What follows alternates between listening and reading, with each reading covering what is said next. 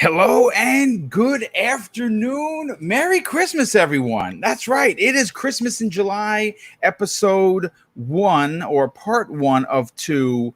Mrs. Boomstick and I, or really Mrs. Boomstick is the one that started this, wanted to do something fun for the community. And of course, in our way that we do best is give back. And that is something that we're going to be doing today, because not only are we going to give you a 2-hour show that's going to fill your Tuesday and give you a lot of stuff to talk about, but we're going to be giving away 6 prizes in 2 days, 3 today, 3 on Thursday. And the prizes consist of one $100 gift card to Xbox.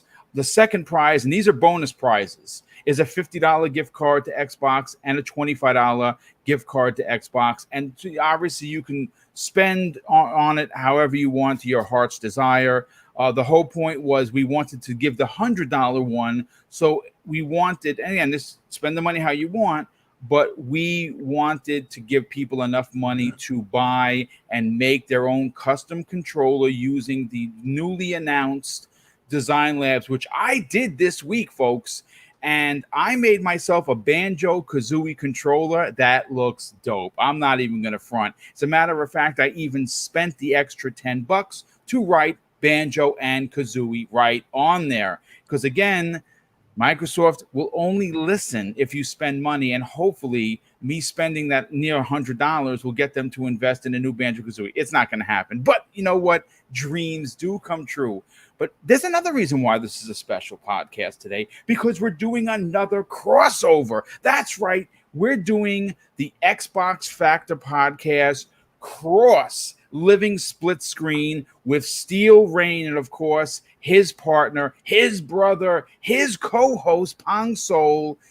We're going to start with Steel Rain making his debut on Double Barrel Gaming. Steel Rain, welcome, brother. How the heck are you? Look, it is I am him, the one and only Steel Rain, one half of the living split screen duo. And boom, first of all, I want to start off by saying thank you and to the community for allowing the rain to come in within the Primetime Kingdom.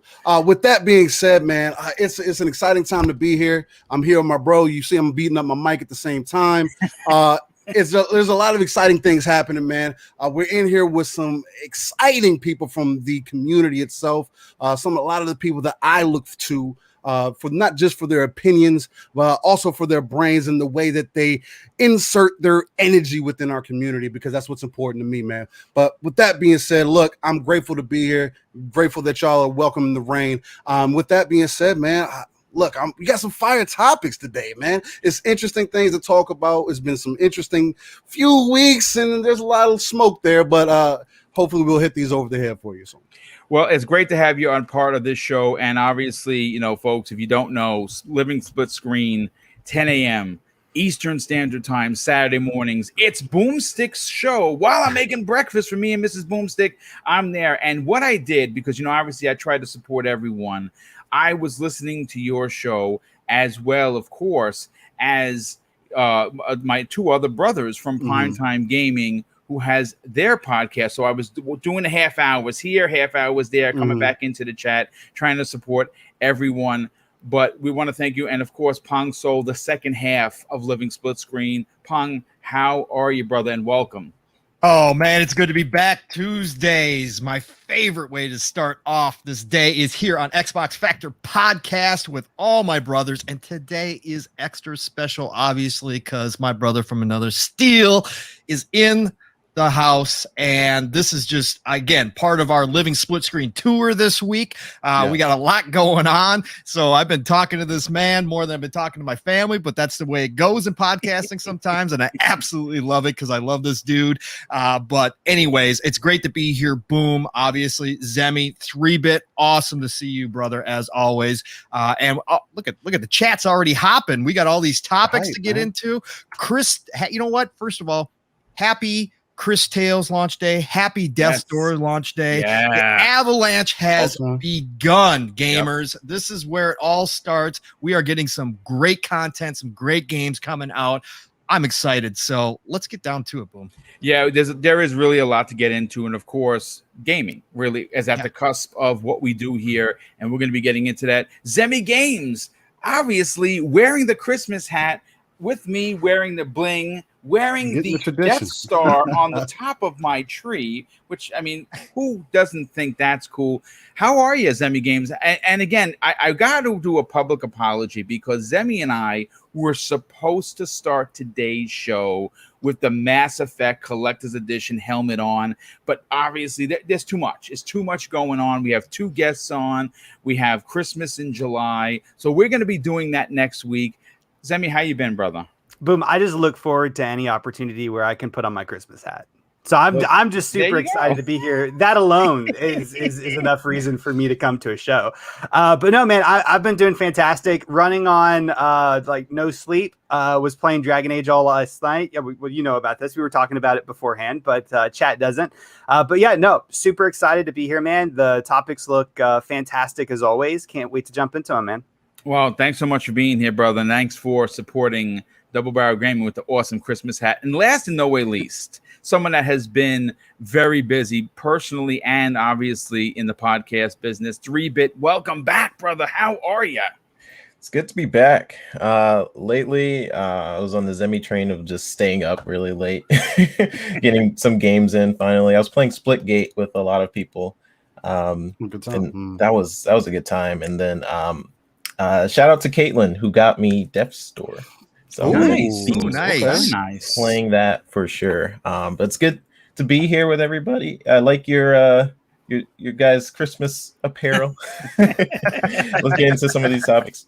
Don't lie, 3-Bit. Don't lie. Well, I mean, listen. It's a nice hat. He did lie a little bit. He said that he liked. I think what he meant to say was he loved our Christmas hat. You certainly can't argue with the terror tactics that are coming from Zemi Games, who's normally a nice man. Folks, listen, before we get into the topics, I got to tell you this. If you want to win one of these incredible prizes, which, by the way, the entire prize package, Mrs. Boomstick herself paid for. That is not from Double Barrel Gaming. That is directly from her pocket. It's amazing. There's 2 things you got to do. One, you gotta be in the chat, because if you don't support the podcast, and we can't, we can't in good faith support others if you're not going to support us. That's right off the bat. Secondly, you gotta retweet the hashtag Xbox Factor Podcast giveaway. Go right now. That tweet is up. It's got 40 retweets. I want to see doubled by topic number 3, so we can give everyone a fair shot. You don't have to follow me if you don't want to follow me. You don't have to sub the channel. You got to be in the chat. You got to be. Don't be an a-hole or a troll, because you're going to get bounced. I'm telling you right now that we got the sheriff working in the dark, and he doesn't take any prisoners. But tweet that out. Go there, retweet that. The post I put out there, and it's hashtag Xbox Factor Podcast giveaway. And obviously, we will cross-reference the winner with the people in the chat. And if you are one of those folks, we will immediately, the moment that this show is done, DM you with your code, whether it be the 100, the 50, or the 25. And then we will redo this again on Thursday's Xbox Factor podcast. But again, you're here to talk about games, and we're going to get right into topic number 1. And apparently, the Xbox Series X and S was the highest grossing hardware platform in the US during June. And folks, in terms of dollar sales, according to the latest NPD group, this is a big deal. Now, June's dollar sales of the Xbox console set a new record for the Xbox platform. NPD, and this is coming directly from NPD, they're reporting this, beating its previous high set back all the way in June of 2011. Now, this is a direct quote from the NPD group. June video game hardware dollar sales jumped 112% when compared to June of 2020 to $401 million in monies spent. And that comes directly from good guy of the industry, Matt Piscatella. He also says, I think what's interesting here, this is what I'm saying. I'm sorry. I think what's interesting here is the pure fact that, once again, Microsoft has sold through not only all their Xbox Series X and S consoles, but this is where the conversation starts to go into the no bangers, folks. And I got to throw $5 into the swear jar. Joe, I'm sorry. No big AAA bombs from Microsoft. And I think what's doing it, and I think it's a pure fact, that Game Pass has become the most relevant part of any conversation. It has become the elephant in the room for gaming. If you think otherwise, here is another perfect example of why it's working. I'm going to go Steel Rain first on this because he is obviously making his first appearance on today's show. Steel, this is a big deal for Xbox. And it's even a bigger deal when you consider that we're not getting the AAA bombs until the end of the year with Forza, with, of course, Halo Infinite. And they're still finding a way to beat out some of the other competitors. What are your thoughts on this? The biggest word for the day is going to have to be accessibility. Again, me and Pong always go about this in the background, where we're always speaking to getting more gamers that have access to the tech or having access to games overall. We're always speaking to those 3 billion gamers that we're trying to touch, right? That's been the number that's been put out there. That there's 3 billion gamers that we need to touch, and that's been the goal. If we're ever going to get to that point, then it has to be accessibility. And if anything, Xbox is proving that. You see a lot of people from time to time. Well, I'm not even going to say time to time because it is what it is. Where they say Sony they're at the top of the leaderboard, and nobody else has quite grabbed their cojones per se, other than Microsoft to say we're going to provide competition as far as their first party games are coming, and they haven't came yet. People swear up and down by what's currently going on with your third person over the shoulder games that are carrying one side of the competition, but they're not thinking about the value proposition that has been placed on the opposite side of the field that I feel people really want to either fail to realize or don't want to recognize for the betterment of the gamer. And then it turns into a completely different conversation at that point. Xbox is doing nothing but proving exactly why they made a decision back in 2017 when Phil was able to convince Satya of everything that was going to happen from this point forward, and Game Pass became a thing. What was going to be their moneymaker, sticking to their services, sticking it to their guns, sticking to what Microsoft is good at, and making Xbox a pillar of what exactly they're part of now. That's what's had an effect on MPD. Again, it's also having, the available consoles.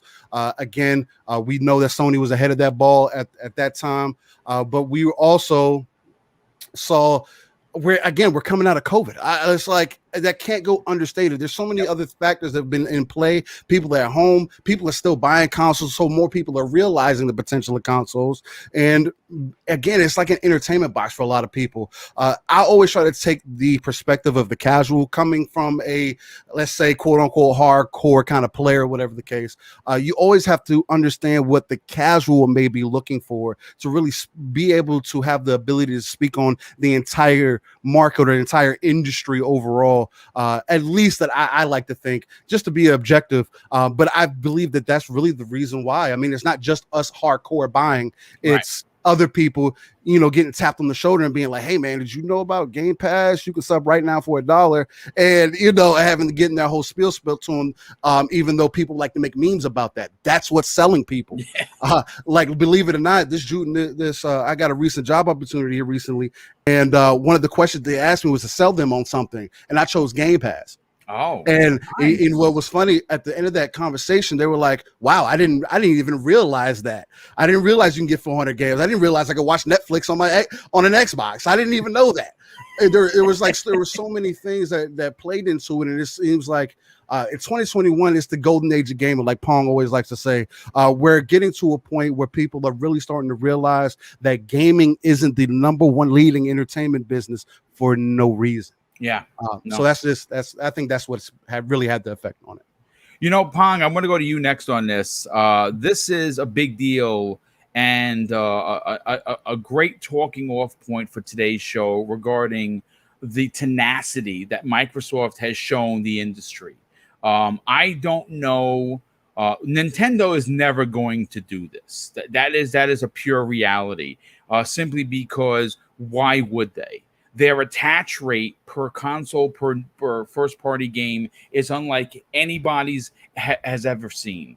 I mean, like we talked about many times before, Zelda Breath of the Wild was higher than console sales at some point, which is preposterous to even suggest. Now, Sony, on the other hand, this is where Sony, you got to wonder if they're ever going to drink the Kool-Aid, so to speak, because 15% of that very rabid community that's the loudest are the only ones buying their first-party games, unless it's a Spider-Man, unless it's a God of War, and even then, it's only 25. I mean, at best, it's 25% for their first party, and that's a problem. Especially now, games are starting to cost $100 million to make, and they're not making that money back. So I don't know what they're going to do. Well, besides they're clobbering us with the extra $10 a-hole tax, as someone on the primetime gaming podcast calls it. That's Everborn. He calls it the a-hole tax of $10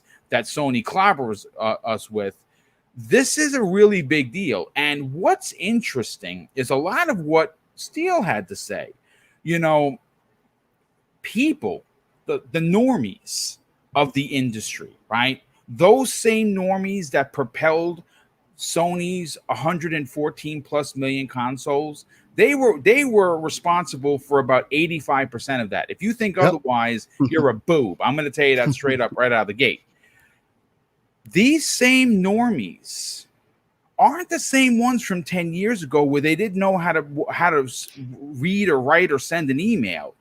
But these days, everyone knows about Hulu. Everyone knows about Netflix. Everyone knows about Shudder and Paramount and this, that, and the third.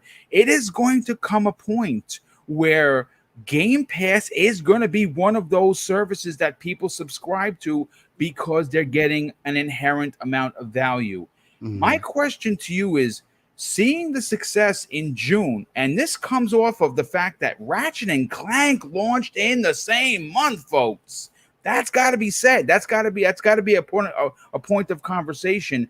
Where do you fall on them winning out on of actual financial sales of the Series X and S?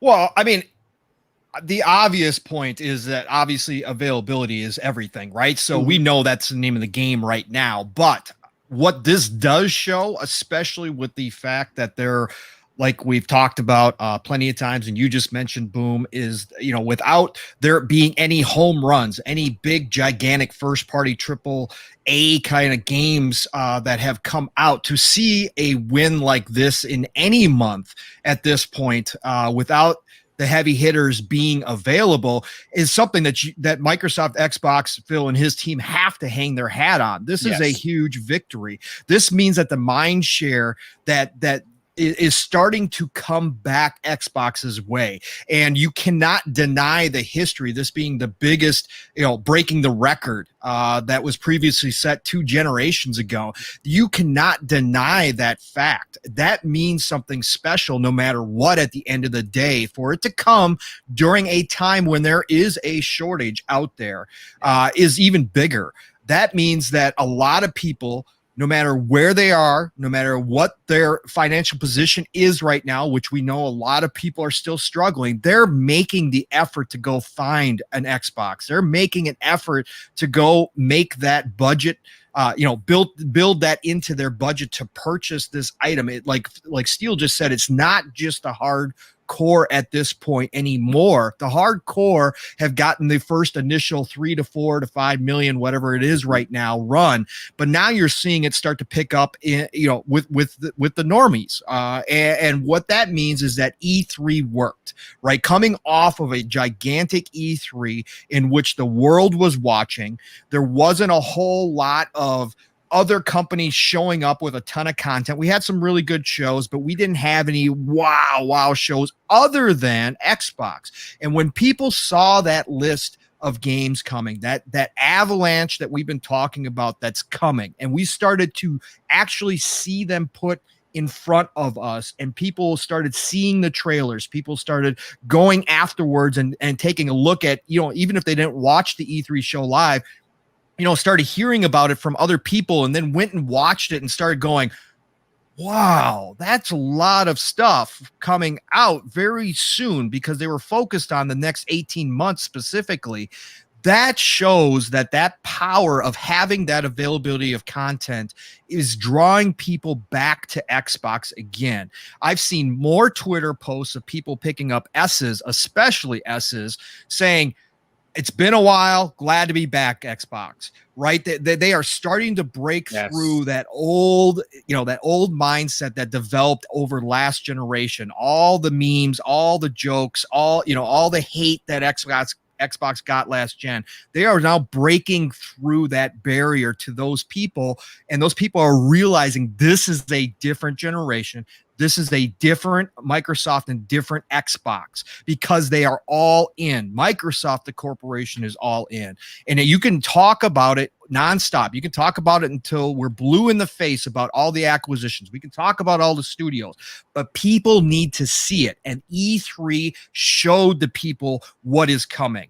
And then those people, same people, once they start seeing what's coming, then they start to open up their mind to, wait a minute, this is only a part of what they've got coming. And all this stuff is going to be in Game Pass. All this stuff is going to be accessible through Game Pass. All I got to do is do another monthly subscription, which I'm used to with my other 5 subscriptions that I already have. And I can get all this content day and date, plus the other 400 games that are now available on there. You got to be kidding me. This is one of the best values going. And again, when it comes to right now, people are in budget mode. Even people that may not have been prior to the pandemic and everything that happened, they are now in a budget mode. They are looking for that value. Xbox has now created this with Game Pass, a service that can no longer be ignored. Yes. And E3 put the power behind that. They started to show off what that means, right? Because for a long time, we've been hearing about it. Again, we can hear about stuff all day long, but when it starts showing, when you see that trailer for Starfield and it says exclusive, trust me, that has meaning behind it, that has power behind it to draw people in that may have been on the fence prior to it. And those NPD numbers are probably the start of a trend. I'm not saying they're going to win out every single month by any stretch of the imagination. There's so much competition out there. However, they are going to be in play with every NPD each and every month from here on out, because they have the content to go along with the service. The value's there, it's undeniable, and that's where this is going now. This is truly a new generation, and Microsoft and Xbox are here to play. So let's go. This is something that was basically put into play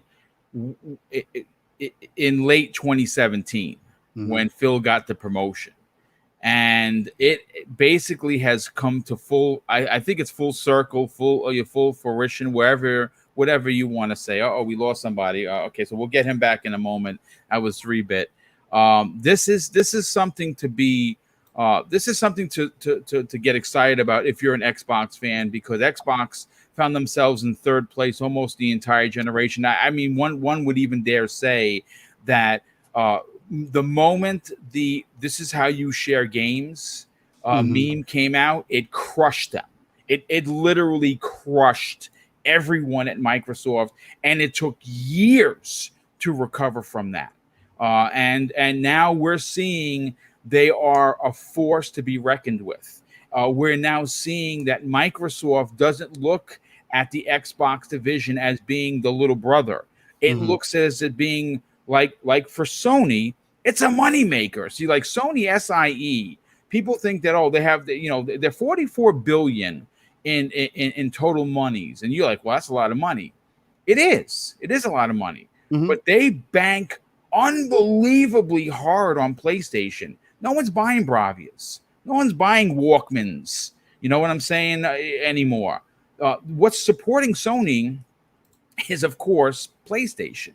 See, you can't say that for Microsoft. Windows 11 just launched. All the investments that they're making there, and they're making money hand over fist with the Xbox division and Phil in charge. And it's great. Zemi, let's get your opinion on this. But before I do, brother, I got to catch up on some of these incredible super chats that have come out, and there's quite a few of them. The first one is Celeste Bang 007 drops an outstanding $5 super chat to supporting the podcast while playing Death's Door. Yes, dude, I literally just downloaded that before the show went live. I'm looking forward to that. And it's on sale. If you buy it right now on Xbox Live, I think I paid like 18 and change when the game launched for $20. It's getting ridiculous.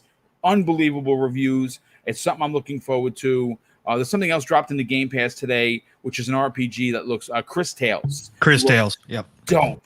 I'm going to be trying those out. I mean, I got to say, I don't want to get off topic, but man, it makes me smile that we can get excited about these little games made by 2 people, by 5 people, by 10 people, and they come out and they're so amazing. And this is what's the great thing about being a gamer. But the second super chat comes in from Drawn TJ, our good friend of the show. He drops a $5 super chat, says, "Good morning, Boom. This is going to be a fire show." Yes, indeed it is. And thank you for saying so. And thank you for your generosity, brother. Gerald Mack, generous friend of the show. He drops a $2 super chat. Shout out to the Xbox Factor podcast. But Gerald, shout out to you for being here, for always being here. We definitely appreciate that. Our very good brother from Noof Nukem's Good Morning Xbox on Sunday. Scrub Nurse is here. He drops a $5 super chat. Says, sold my Xbox One X to a coworker and told him, hold on a sec, I had a message pop up. Get out of my way message. Okay, here we go. Coworker and told him he can get Xbox Game Pass for the low price of $1 with access to over 300 games. So Xbox, where is my money? I love it. Yeah, we should get $1 every time we say Xbox Game Pass, at least on this show. Gary Duddle, generous friend of the show, he drops, my goodness, a 20-pound super chat and says, Xbox All Access would be immense now if the stock availability was there. I agree with you, dude. Walking out of a store with a console controller and around 400 games for $20 or $30 would have been a major win. Yeah, you know something, dude? It's just one of those things. It's an amazing program. I know plenty of gamers in this community that that were able to take advantage of that early and often. Mm-hmm. And it is a shame that, especially considering that the pandemic is not gone, the variant is tearing up the world once again. We could be going into a lockdown by the end of the summer, which is terrifying. And people, listen, folks, gaming is expensive. And as many, I put a lot of tweets out there and I'm buying this and that. I'm a retired dude, folks. There is no overtime. And you know what? In YouTube, with under 10,000 subs, you're not making a lot of money. So I got to be a little frugal with where I spend my money. I will say, without a doubt, Game Pass has made the difference for me like nobody's business. And so again, I don't want to go on a tangent or anything, but Lord Roughness drops a very generous $5 super chat and says, each multi-plat game launch that's on the Sony side is $70, and the Xbox side goes in the Game Pass day and date. It's like a gut punch, and it will and it's going to hurt. Yeah, it's already hurting Sony, because outside of their big AAA exclusives, if you're a multi-plat person, right, you're not going to be giving Sony 7643 here in New York State when you can go to Game Pass and just press download. Bloop, it's done. You know what I'm saying? I know it's not technically free, but I don't have to pay for Game Pass until the end of 2022, folks. It's free for me. You can get into schematics all you want. I'm not paying anything. So I'm not giving Sony. I will give them the $70 for a first-party game because that's what I have the console for. But I'm not buying no third-party stuff on there. But let's get to Zemi Games. Zemi, yes, this is a big win. This is a big W from Microsoft. What are your thoughts on them pulling out this win in the same month that one of those big AAA bombs launched for Sony? Yeah, I mean, it's super, super impressive. I think what's even more impressive is that they had the stock right? Yeah. With the current world, pandemic, with the Mhm. chip shortages, so on and so forth. That's really, in my opinion, what's most impressive here. Isn't necessarily that it sold out. I mean, I felt very, very surely that it would sell out, right? I think that they're going to continue selling out all the way probably until next summer, right? Yeah. So I don't think that that's necessarily a super, super shocker. But I just think really the idea that they had the number of consoles, available to sell at this moment to be able to reach that milestone is absolutely impressive. Mhm. As Steele and Pong both touched on, I think availability is really the biggest factor here as to why this happened, right? It's supply versus demand. The demand is still super, super high. Now, we could be talking about all the factors as to why the supply or why the demand is so high. Of course, it mostly has to do with them absolutely just slaughtering in their marketing. Like, they're doing such a fantastic job. This E3 was fantastic for them, and it promoted a lot of conversation. It had a lot of journalists writing, a lot of people posting on social media. That means a lot of consumers are seeing people talk about Xbox. It's getting Xbox in their head, mind share. It's fantastic, right? Yeah. But even looking at like the marketing from price strategy, right? $300. That's a nice price to pay for an Xbox Series S, right? You could get a Nintendo Switch for that. And that's that's not the only reason, but that is a very good reason as to why the Nintendo Switch sold so well. It's because of its pricing strategy. It was the most affordable, console on market. And now Xbox has something with a very, very similar price strategy. So there's a lot of reasons why Xbox is doing so good. Of course, there's the value. Of course, there's the price. And then there's the marketing. They don't want you to forget about Xbox. Remember that. It's everywhere, it seems like, through their promotions and so on and so forth. So there's a lot of reasons why the demand is so high. But ultimately, I think the biggest problem for so long is that the supply has just been so low, or has looked to be so low. And especially considering that we just came out of a pandemic. Well, we're still kind of in one, but what happened, during, the worst times of COVID, a lot of people started staying at home, playing video games. The demand absolutely soared up there, and the demand is still up there. I would say going into this generation, the demand has been higher for console, for new, video game consoles than it's ever been before. And the supply, has been very, very cut down. I think ultimately that's really the big thing here is just how surprising it is that Xbox was able to, get their production so well in line to be able to hit this milestone, to hit this achievement, this accomplishment. And with that being said, it's no less of an accomplishment. It is absolutely impressive that that they were able to produce the number of consoles that they did to sell, to beat the last record that they had for June 2011, right? I mean, it's amazing. Absolutely amazing. Boom, you're muted. There you go. What a knucklehead. I just had the fire department go by. Can't have them interrupting my stream. Listen, 3-Bit, let's get your opinion on this. When you look at what's going on in the world currently, there are a lot of ways for people to spend their money, and especially video games. Now, one would argue that maybe, and you can suggest this, they went with Xbox because they couldn't find a PlayStation 5 or they couldn't get a Switch. But I would beg to differ because of the Game Pass scenario. And I think that we are now starting to see how this little service that was and never was, and that was the word by many people in this industry, as well as podcasters, a never was. It's going to ruin the brand. It's devaluing Xbox. Boo.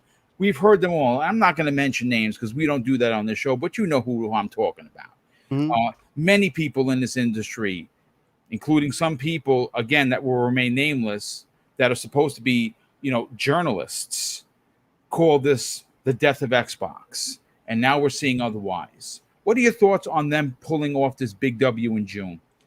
if anything, this proves that Xbox is making the rounds and gaining overall interest with their value. They've constantly improved that with Game Pass, and not only can games end up being successful outside of the platform, but it encourages people to buy even more games, right? And because of the value, gamers feel like they're getting like something really amazing. You can have a game on Game Pass and it could still break the top in sales. We've seen this time and time again. Yes. And it's early, but people are starting to notice, right? MLB The Show was Xbox's top seller for a bit alongside Outriders, right? Yes. And Sea of Thieves on Steam, Forza on Steam.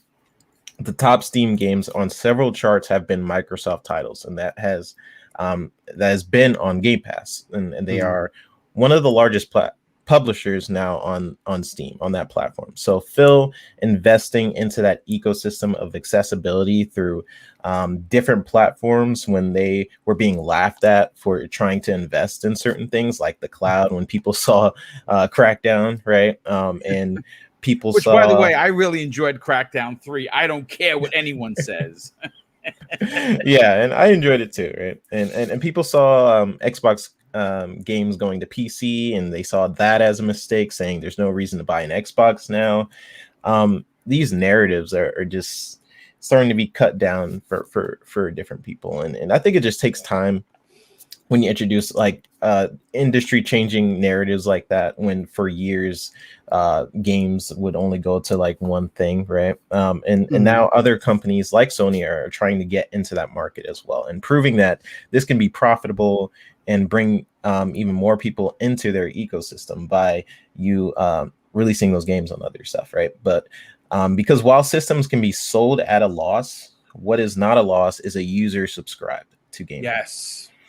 And the fact that you can get some games competing against the PlayStation 5 with the Series S at a way lower price, people start seeing that value. And I've always said that the casual audience is not loyal.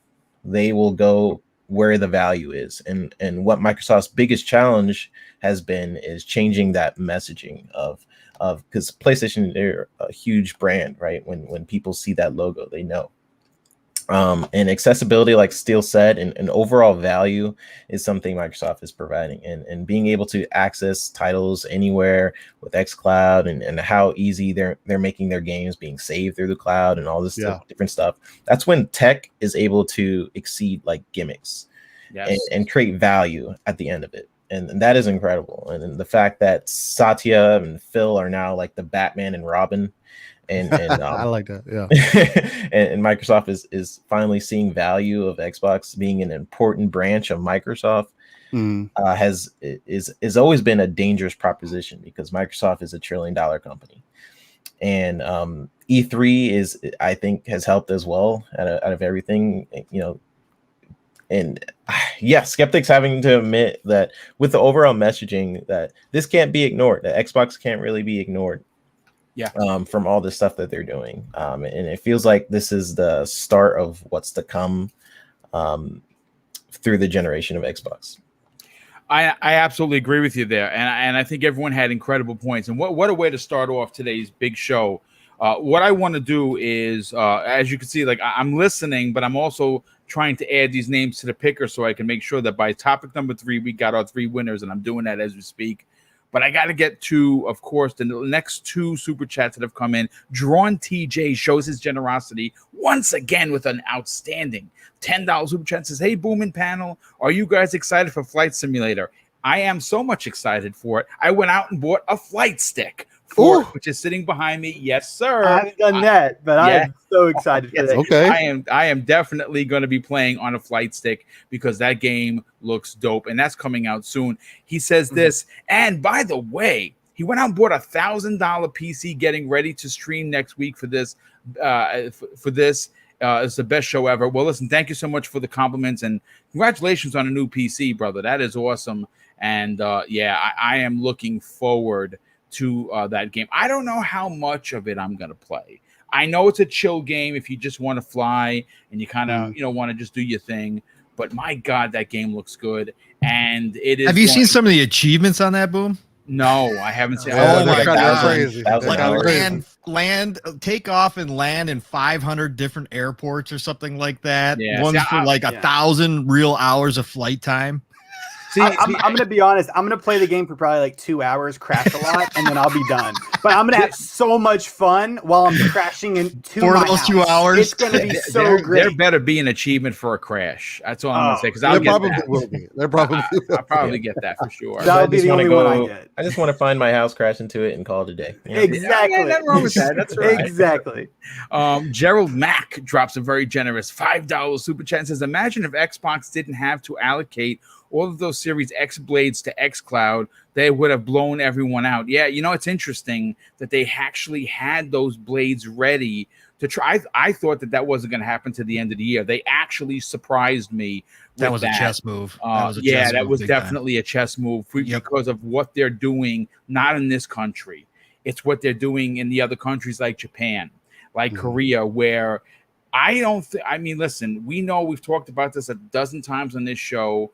Those two particular regions are going to be huge for Xbox because of xCloud.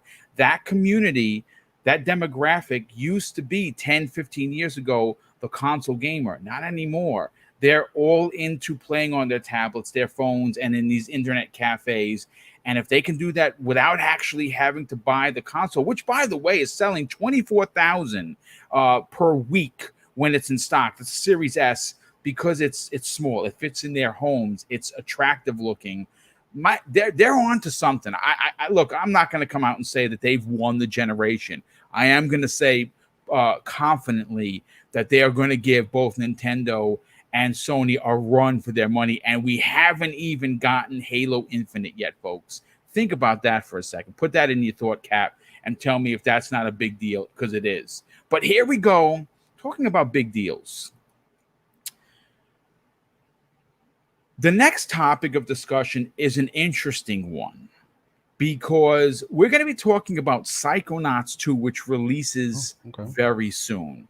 And what we're starting to hear from the previews. Now, I pulled this specific story from Windows Central, and the writer is friend of this show who has been a guest, Corden. And if I may say, one of my favorite industry people, that I look to when I want to smile is Tim Schafer. Tim Schafer has always been that kind of a guy that speaks his mind, always puts the community first, and more importantly, puts his heart into the games that he makes over at Double Fine with that team. And according to the write-up from Corden, this is shaping up, and I mean Psychonauts 2, to be a game of the year contender. Now, some people are going to say there's no way. I'm here to tell you that not only do I think you're wrong, but so does Corden. And here's what he had to say. Psychonauts 2 is a narrative-heavy game. I'd expect a pure platformer with collectibles for some reason. But Psychonauts 2 lays on character development and world building with relentless density. Every NPC has something unique to say, often with deeper dialogue trees, even with lore and information. Every line I experienced felt meticulously crafted, paying careful attention to each individual character's direction with a side order of genuinely hilarious humor and double indenture. Simply put, Psychonauts 2's script felt like the result of a massive Disney Pixar budget. Indeed, Double Fine is a comparatively small team, but for Psychonauts 2, that intimacy seems to have created cohesion between the narrative and the world design that's bigger than the studio often seems to struggle with. The bigger studios often seem to struggle with. Even the most absurdist LSD-inspired visions have a purpose in Psychonauts 2. As you learn more about the psyche of each character that conjured them, marrying the story with the dreamscape of its world is absolutely critical to avoid coming off as a random for the sake of it, and Double Fine delivers in a big big way. Now, listen, the article, which I'll have in the show notes if you want to read, I highly suggest. There is a lot to unpack in the article. It's extremely well written, and it goes into more specific details, which this is only a 2-hour show, so we're limited to time, folks. But I'm going to tell you, it inspired me so much that I started playing Psychonauts 1. I'm 2 hours in, and that game is 20 years old. And it is, the writing from 20 years ago is incredible. I'm laughing out loud at some of these jokes from 20 years ago, folks. Now, granted, it looks like a 20-year-old game. It is enhanced to some extent with the Series X. I'm going to play it on a platformer. I never played through it on the OG Xbox. I'm going to beat it before this comes out so I can understand the characters. I don't want to go into this blind. But let's go to our guest here. Steel Rain, this is one of those games. Now, we were talking in the green room. You said something pretty interesting. There are some folks in this community that if you were to straight up tell them, well, hold on a sec, Ratchet and Clank may actually have a challenger, you'd be laughed off the stage. But I'm here to tell you, based on that new trailer that they just launched, I think you're onto something here. Elaborate on your thoughts. Well, what I was talking about in the background is something that I've also, dive into Pong with sometimes. And it was one of the things that Ratchet and Clank's competition for me, at least for Xbox, or at least just for the industry overall, to me kind of comes across as Psychonauts. Psychonauts 2 kind of lines up just perfectly with it, only because the games aren't similar, and that's not what the perspective that I'm speaking from. But if you're talking about something that's maybe a little more kid friendly, or just of that same essence of a platformer, this is what you're looking for. And as great as this game is coming to look, as the gameplay, is it for me per se? No.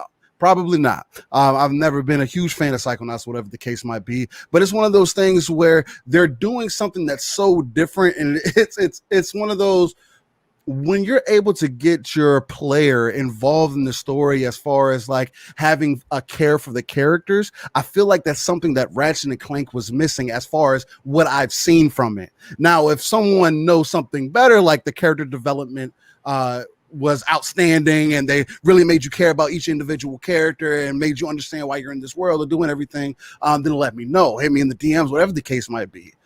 But Psychonauts seems to take that one step further, not only visually, because again, I mean, it's because that's the other aspect of it too. Because that's not what I'm saying either. They're not visually the same or whatever the case. They definitely have like the same kind of vibe, though. I get what you're saying. You know what I'm saying? Like the vibe is definitely similar within the both, and it is why I say that. And at the same time, it being a platform and just being of that aspect to reach more of a mass than any other game kind of would be, or is in that same kind of category. It just kind of makes sense to me. Psychonauts has the potential to really kind of solidify itself as far as, I mean, shucks, we haven't had a Psychonauts game in how long? 20 years. Exactly. So it's kind of, when you put it in that aspect, you're reintroducing a lot of people, well, millions of people, 20 million people at least, to this franchise that's kind of been established with a box that's always been there, at least in these last 21 years.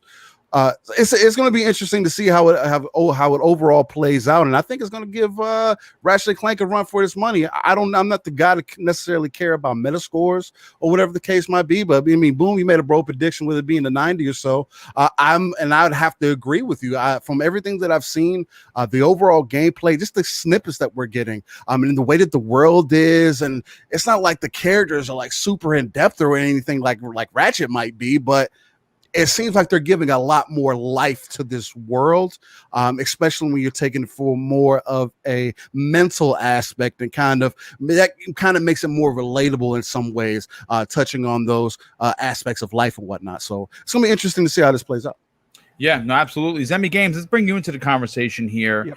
Yep. This is a game that comes from the mind of Tim Schafer. It obviously is a sequel to a game that has launched originally on the OG Xbox. It's pretty fitting that in the new generation that we're just technically starting, even though it started last year, it's only still in its infancy for the new generation that we're seeing a Psychonauts 2. Now, granted, this is not an Xbox exclusive. It is a multi-plat because of the deals that were made prior to Double Fine being purchased. But we do know that they're working on a new IP. That new IP will, of course, be Xbox and PC exclusive. But keeping with Psychonauts in the conversation, hearing what Jez Corden, and it's not just Jez, it's a lot of people within the industry that are saying, we are very surprised by the how great this game is. Where do you fall on it potentially, like Jez was saying, being in the Game of the Year conversation that's going to happen in 5 months? Yeah, no, I think it for sure can be in the Game of the Year conversation. That doesn't mean that I think it's going to win, but I think because there's some very, very, very strong competition coming up this year, right? And a lot of that competition, quite frankly, is from Xbox's side of things. But there's also several third-party games that I think are going to have equally as good of a chance to win Game of the Year as Psychonauts does. But no, I'm super excited about the game, man. I have been the moment that we first saw it pop up on screen. I think 2 E3s ago or 1 E3 ago, and we had a podcast right after. I was super excited about it then. I'm super excited about it now. Like you, unlike you, I have played it previously, but I never actually. But like you, I never actually beat the game. I have went and watched a walkthrough of the game before. I'm probably not going to go back and play it. It's just a little bit too old for me. I'm not the biggest fan of going back 20 years ago to play a game. But I am really, really excited for it, man. Like Steele was saying, I agree with him. I think it definitely has some Ratchet and Clank vibes with it being a platformer and so on and so forth. And I think it very well could give Ratchet and Clank, a run for its money. I guess we'll have to, see what the PlayStation people say, because they of course are really the only people that can play both of them. Of course, I guess all of us could if we wanted to buy Ratchet and Clank as well, because I'm pretty sure everyone here has a PlayStation as well. But no, I think it's going to be a fantastic game. I'm really excited, about the more in-depth dialogue, the strong storytelling, what Tim says, just Tim being excited about this project makes me excited. I can't wait for it to come out. I'm going to be playing it day one. It may not be an exclusive, but it is, a game service exclusive. So we, don't have to pay any more than at most $10 to play it. But yeah, man, no, I'm super excited.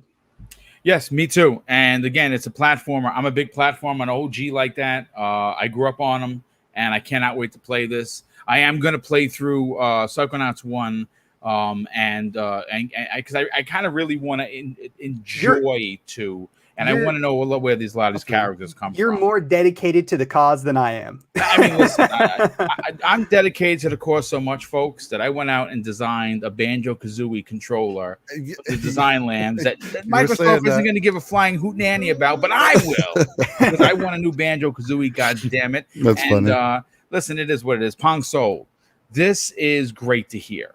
It's great to hear for a lot of reasons, because Double Fine is a small studio.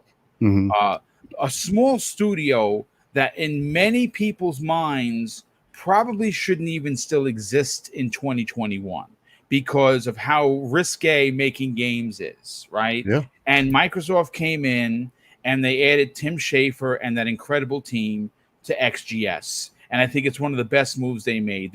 It's, for me, again, it's because I'm such a big Tim Schafer fan, I like to consider the purchase up there with the Ninja Theories, with the Obsidians, because of their history.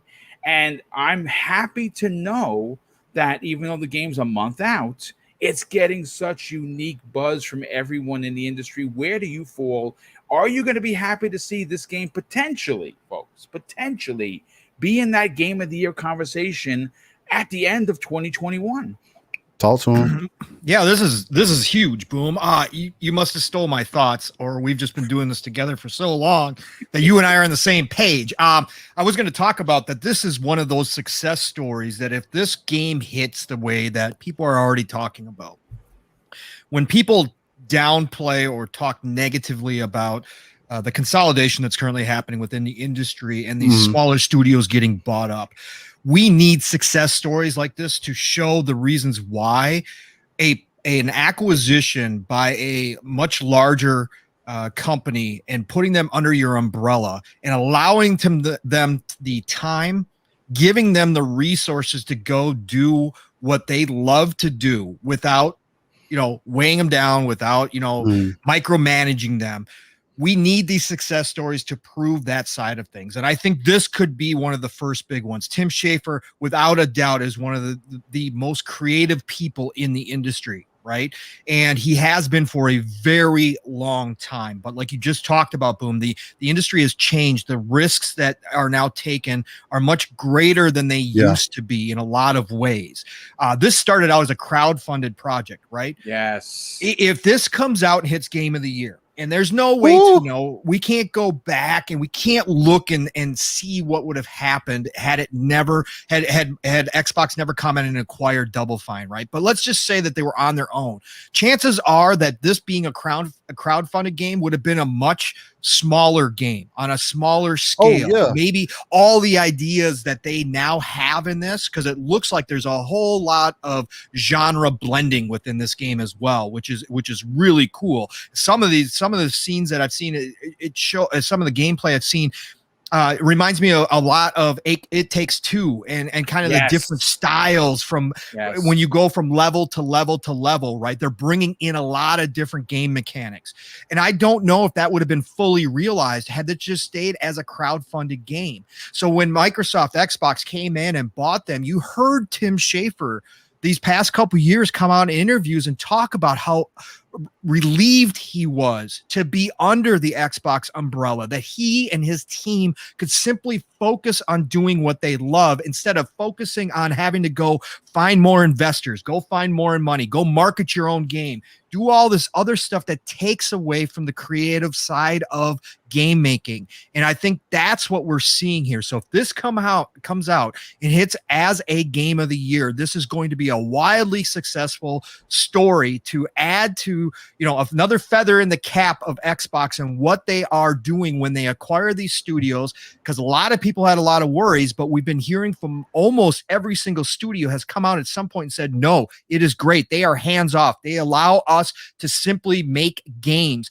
and they are not telling us what to do. They are not telling us how to go about our business. They are simply there to offer support. And if this hits as game of the year, that means that is real and that is special, that somebody like a Tim Schafer, a highly creative person, not what I would consider, again, you got to be organized, you got to be kind of structured, but I would not consider like some kind of structured, hey, we're just going to make this game and it's going to be this way and we've got everything. I look at him as kind of going, give me all your ideas.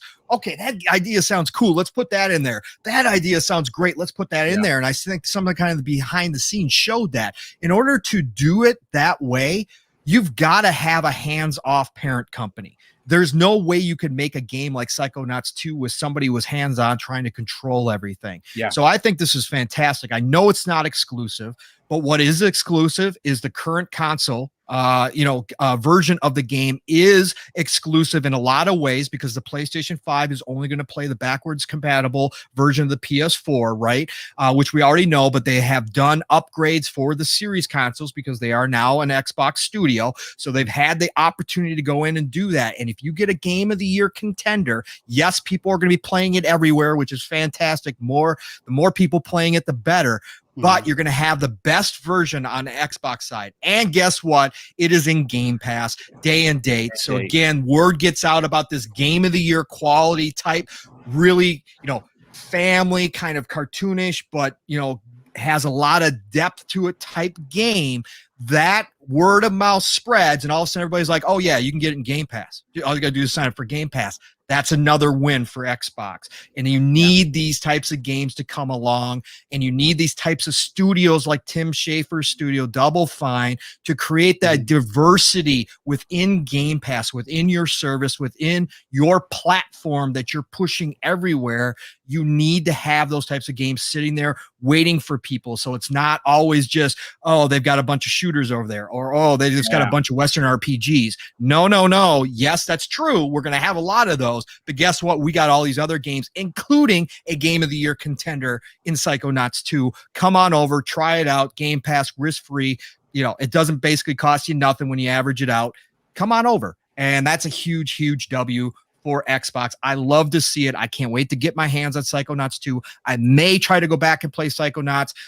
You know, again, I popped it in and I started it up and I'm like, yeah, this is a 20-year-old game right here. But it really is. Some of those games, you know, you're like, hey, this isn't so bad, you know. Psychonauts 2, I was like, yeah, this is a 20-year-old game. But like you, Boom, I do kind of want to know. I tried to remember if I ever finished it. I know I played it back in the day, but I don't know if I ever really finished it. But a refresher of the characters, a refresher of some of the inside jokes, the Easter eggs that are going to be in Psychonauts 2 is something that I'm thinking about going back and pushing through it to make sure that I do have that knowledge. But I can't wait. I'm all for this. I think this is going to be a great success story coming out of this, and I'm happy for Double Fine that they found a home where they can just make the games that they want to make without worrying about all the outside pressures that come along with being an independent studio. So I'm all about this. This is great. 100%. Yeah. I mean, you want to say something? Yeah, come in. Well, I was just gonna like throw in some helpful advice. You could just honestly just go and watch a YouTube video, like a story so far for It's not the same. But yes, I know. I know what you're saying, Zeb. You could. I mean, listen, again, that is the magic, right? That we overlook as gamers. Mm-hmm. I'm playing a game that's over 20 years old on my new Xbox. Yep. And I think that in itself is that could be a podcast conversation for another day, because where else are you? It's crazy. Who else is allowing you to do that? Nintendo isn't, because when a game does come, I mean, again, if you pay for the service that they have, their so-called, online service, you do get a couple of games in there. You're like, oh, I remember playing this as a kid, and it's awful, and it's no enhancements, right? It is what it is. Right. Sony's not doing that. That is for sure. But Xbox is allowing you to play these old games. Don't play those old games. The game is 20 years old, and it's still being played in a brand new console that launched, which is ridiculous. I want to get 3-Bit into the conversation because 3-Bit, you are our designer of the group, and you have worked on big projects. You've worked on small projects, both for yourself and as well as other companies. Hearing the success story that apparently is going to be ringing over the course of the next 4 to 5 months in Double Fine's release of Psychonauts 2, as a creator yourself, is it fantastic to see the little studio that could? Yeah, it's always amazing seeing stories like that. And Pong hit on a lot of points I wasn't even thinking about. But it really is cool to see like Tim Schafer and his studio. The DNA of that studio is it's usually wacky characters, super creative stories. And other games, like I don't know if you guys played some of their other Double Fine titles, like Knights and Bikes. I was recently playing. It's like a co-op game, and that one is awesome. Cool, and it seems like this game's going to be a blast to play. Double Fine is so good at dialogue and lore. I'm really looking forward to it. I played the original on my Xbox, the OG Xbox, because I watched G4 back in the day. And Adam Sessler on X Play recommended it, and that was my favorite show back then. Used to record it on my VHS tape. But I think just the concept of Psychonauts is so cool, being able to jump into different dreamscapes of people's minds, and it just looks like one of those games that it reminds me of, like It Takes Two, like what Pong said, and types of level variation, and that is still my game of the year right now. But I think this does have the potential to at least be in the running for Game of the Year, based on a lot of what people are saying. Like I've seen several people jump into the game and like, I don't want to play it anymore because I want to experience this fully when the game comes out, which that's a good review right there, right? Where you want you had someone who's playing the game and they wanted to stop because of how good it is. And while this game will definitely have some comparisons to Ratchet and Clank, it's just going to happen. I think Ratchet and Clank might have more variation and not more than than Psychonauts, but Ratchet and Clank in its essence has a lot of variation in weapons, and I think Psychonauts is going to have a lot of variation in the levels and the actual characters. So the depth. The psychic abilities by themselves are going to be something that very, very similar to what you're talking about with the weapons. Yes, there are different ways to use them, but each having their own unique weapon set. Yeah, I like that. Yeah, and I did want to go back and try out a few levels before the sequel because I haven't played it since I was a kid. But gosh, it's such a cool success story if this pans out, right? If like Double Fine, they've been struggling with a lot of different financial stuff in the past, like with was it Broken Age? Is that the name of that game? Where they just had to keep kickstarting their games, and now they have the financial backing of Microsoft. And you could tell if you look at some of the older footage of Psychonauts 2, you could tell they just been bumping up the quality every time we see it. So now they have the financial backing of Microsoft, and it's going to prove to people that a lot of things. I think one of the main things it might prove is you could keep the DNA of a studio even if a big company, a big corporation like Microsoft acquires them. And Tim Schafer is such a legend in my eyes. You have like certain legends left, right? Like Kojima is up there, right? And then I think Tim Schafer is somewhere, and God Howard is up there. Praise be his name. Amen. Praise the God. Name. Amen. Yeah. So he's one of those industry people for me in terms of what he brings to the table and creativity of his games. They're just so unique. And I think that it's going to fall in line with Xbox's studio for sure. Like all the other studios they have, this is just different. Yeah, it's different for them. So I'm looking forward to it. Now, one of my favorite games, because of my my nephew Tyler, is Double Fine's Happy Action Theater for Kinect. Oh wow! Absolutely loved it. And you know what's crazy? I wound up writing to Tim on social media, and he immediately wrote me back, which was really cool. I even showed it to my nephew. He didn't really know what it was because he was too young at the time, but it meant a lot to me that actually he reached out and you know, and we talked for a hot minute. One of my favorite Tim Schafer Double Fine games, and I'm looking forward to Psychonauts 2. I think it's going to be a big deal.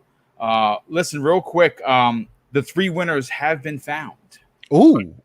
So like I promised, when we got to topic number 3, which is the big one of today, here are the winners. The big winner, the $100 gift card, comes to Web Dave of Twitter. Web Dave. Yeah, Web Dave. You won a $100 gift card to Xbox. I will be sending you that code. The next 2, the bonus, because remember, this is only supposed to be two $100 gift cards, and Mrs. Boomstick said, "No, that's not enough. We got to go more." Oh, okay. One last round wins a $50 gift card to Xbox. One last round. Congratulations. He is always retweeting my stuff, and he came up in the picker. And last, and certainly no way least, the $25 gift card comes to us, Fanatical Gamer 2. Let's go. Nice. Gets the $25 gift card. My alt account. Excellent. I love it. Let's do it right there. There you go. So yes, I'll be sending those out, and we'll be doing this again this coming up Thursday and that's going to be a big show, folks. Big show because lots of big topics. So congratulations to the winners once again. But we got to get to the big topic of the day, folks. But before we do, I got to catch them on a few of the super chats that Zemi has thrown into the private chat. And let me just get over there and take a look at those. What do we have here? We have JD Gamer, generous friend of the show. He drops a $5 super chat and says, if Microsoft has any sense at all, they will jump all over Psychonauts 2 marketing. I mean, it should be a complete media blitz before and after launch. I 100% agree. No doubt about that. David McGowan drops a very generous $5 super chat and says, what do you think could come out of this rumored Netflix and Sony PlayStation partnership? Again, that's a rumor. I think it's probably good for Sony if they do that, because they are at least 10 years behind Microsoft in setting up their own Netflix of gaming. I don't know how that's going to work for Sony. I mean, it's beneficial for both companies, sure, but I just don't see Sony doing day and date, man. I just don't. I mean, I put it to this way: if they team up with Netflix, what they will essentially be admitting to the world is that they failed for both both their PSN stuff. That means that has failed for them. That means that PlayStation Now is garbage, which I think it is. I'm going to be honest with you. It's not what I want, otherwise I would have it. And I think that's what ultimately would say that they have failed and they need help. I don't know if that's true. Again, we have no other information other than a floating rumor. I don't see it being beneficial for Sony. For Netflix, sure. For Sony, they're not putting in Last of Us 3 in there. You're not going to get I don't even know if you're going to get Last of Us 2 in there, for that matter. I think it's for a different reason. Especially considering that they bought Nixis to bring all of these first party bangers, another $5 for the swear jar, to bring to PC. And so again, I don't know what's going to happen with that, but it's an interesting question nonetheless. We also has Louis D. drops a very generous $5 super chat and says, Psychonauts reminds me of Alice Madness Returns. Yeah, a little bit. Yeah, I could see that. A gem from a studio looking for sponsors for a sequel. It should get more love. It's on Game Pass. I mean, absolutely 100%. And Dan the Man Cunningham drops a very generous $5 super chat and says, I loved Double Fine's Once Upon a Monster. Extremely unappreciated. Yeah, dude, you know something? I didn't even hear about that game. You know what? That's something I got to check out, because I do enjoy Double Fine for sure.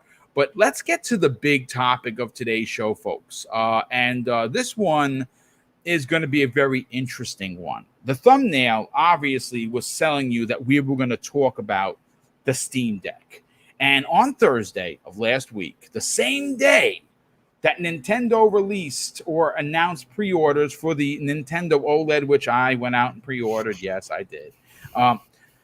They shocked the world with the announcement of the rumored Steam Deck, letting the millions of interested gamers know that on Friday they could pre-order their basically a handheld PC. Now today, we're going to openly discuss what this means for Xbox Game Pass, because for me, I was able to pre-order it later that afternoon. I'm Q2. That's when mine is coming. It's fine. I don't need a day one. I'm not a PC guy. For me, I'm buying it exclusively to be an Xbox Game Pass portable. That's really what it is. I'm going to be playing Game Pass on it because this is what I wanted Microsoft to do. But there is an interesting question I'm going to bring to the chat and also to the panel. If you remember late last year, and Pong, we talked about this numerous times, the meeting between Gabe Newell and Phil Spencer last year, and it made me start to wonder if the conversation of having the unannounced app be installed in every one of these Steam Decks, and this would be very similar to what Microsoft has done with Samsung and all of the LG TVs coming out this year and beyond, because they want Game Pass. They want, like you go to your newer TVs now, and it has your Disney Plus, it has your Netflix, it's got your Hulu, it's got all these built-in, baked-in apps. And now we're going to start seeing the Xbox Game Pass app be a part of the conversation. Now, I'll admit that this is very exciting because, again, I have no proof on this. I understand that Windows is not on this handheld console, that they're using Linux. And I understand that there's certain ways that most Microsoft games need to run on a Windows thing. But it's interesting to know that now that they're running on the Apple phones, there's a way around that. But I still think that there could be in production. Again, there's no one from Microsoft is saying no, that particular app that could in fact work with Linux could be put in there. Again, it's a conversation we're about to have. But here's my question, and I'll start with Steel Rain. And I have two questions for you, brother. Okay. Thoughts on Phil Spencer's comments? If the Xbox, where he went out of his way on Twitter, and he said this looks really great. Congrats to the team at Valve Software on getting so many of us excited to be able to take our games with us wherever we decide to play. So that comment is something. But what if there was a deal struck to get Xbox Game Pass, an app in some form to work with this, to show up on every Steam Deck, come preloaded like the TVs that are going to be happening later this year? How big of a deal would that be for Xbox Game Pass's potential to bring in the PC crowd that already may be subscribed because of Xbox Game Pass for PC? This opens up a huge amount of potential. I mean, but to be honest, I'm going to preface with I'm going to start it with saying the Steam Deck itself is speaking to the hardcore, right? It is 100%, yes. So from the price, the fact that it's priced the way that it is, kind of says all that kind of needs to be said. I believe what the price is, $399, $529, and $649. That those prices already tell me that hey, we're trying to reach the audience that is interested in per se on mobile gaming, but also wants to have access to some of their PC. I guess functionality or their overall Steam library. The huge benefit to this, and we were talking about. I'll just start off with the whole. If you're having Xbox Game Pass or some Xbox app of some sort coming preloaded on this device, that would just save a lot of the headache. Now, let's be honest, if we're speaking to that same hardcore crowd or just anybody, I'm just not going to speak to the hardcore, it's just anybody that may be interested in this device. The reason being is because, to me, it's going to be an emulation beast, an emulation powerhouse for the capability of having every game that you have ever known from the old school Game Boy days, from at least from what I can remember, or even back if you want to take it back to SNES, and have all that entire library on one device that you could take with you wherever you want to go. Not only that, but to also then have access to games like Halo Infinite when it releases day one, and through Steam or through that per se Xbox app if it was on there. The biggest opportunity that this Steam Deck has for me is, well, just overall that I see, is the fact that you can put Windows on this device. That would eliminate a lot of people's issues, but it's also why I'm kind of gearing this more towards the hardcore, because there's going to be the ones that are going to want to fondle with it and play with it and take it to a level to where you're going to be able to do a little bit of everything on there. If it has if the Steam OS is going to naturally have Game Pass or whatever, sure, you can take it to that one aspect, but why stop there? Why not have Windows on there? So not only where you can access the Windows Store, you can access Steam, you can access Epic, you can access GOG, you can access any other thing or any other piece of your gaming library overall, because a lot of PC players, they have so many things spread in different places to get access to. Being able to limit that down on your handheld device more so, quote unquote, let's say limit it down, I think would be a huge benefit. The whole quote with Phil Spencer, I think he is kind of hinting at that there's going to be Game Pass eventually on Steam. Again, EA Play is on Steam currently. Yeah. And I still kind of always forget that I need to roll myself out of that, because I have Game Pass Ultimate that already has that. So Steam has me every month on that. I always forget about it. But why wouldn't they also allow you to have access to Game Pass? Again, I think right now it's just more so Microsoft still trying to do something with their own store, make their own store viable, because that is a bad taste in a lot of people's mouths. Yep. To be completely honest, the store on PC is not great. I get updates sometimes. The updates don't download. Games, I download a game, I have to click it 50 times for it to register that it's going to go somewhere or it's going to do anything. Sometimes I can't even change the drive that I wanted to download to. Like, there's so many things that add on to an already in a situation that shouldn't be strenuous. It should be point, click, download easily. Done. That's why everybody loves console. And that's what the possibilities of this also has, because again, like you were saying, Boom, it talks to those PC gamers who like that, who like to have access to the libraries, but want it more on an instant kind of level. But again, I just see people taking this to that next step and saying, hey, I might as well just put the Windows OS on here so I can just have my PC on the go. There's a lot of things that turn me off about the device, but I like the fact that it's the first step in a reasonable price range, because there are other portable PCs per se that you can get, but they're starting off at $1,000, and those don't have SSDs in them either. That's the other thing that you have to throw into consideration with this also, is that this is the first handheld that we know of that has put it on mass market that has an NVMe SSD within it also. We can complain about the size, but you also have to look at the portability factor. Well, I mean, you're going to be doing RDNA2 and ray tracing. Exactly. Bananas. Exactly. And I think the biggest reason why the whole PC side of it is going to come really into play with this is because they're saying that 800p is going to be 720p is going to be the limitation of this Steam Deck as coming out of the box. But if you allow yourself to put the Windows OS on there, then you can take it to that next step and be able to play at 1080p. Now, will that have a negative effect on battery life or whatever else the case might be? Who knows? We're so far away from it. But as far as the device overall, and as far as like Phil Spencer speaking on it and everything, I think we're just leading down the road again of like how we started the show, of accessibility. This is doing nothing but letting Microsoft, but establishing Microsoft in a market that they're already pretty establishing with the PC market, and saying, hey, this is their grown man switch. We know that you like your games. We know what you want your library.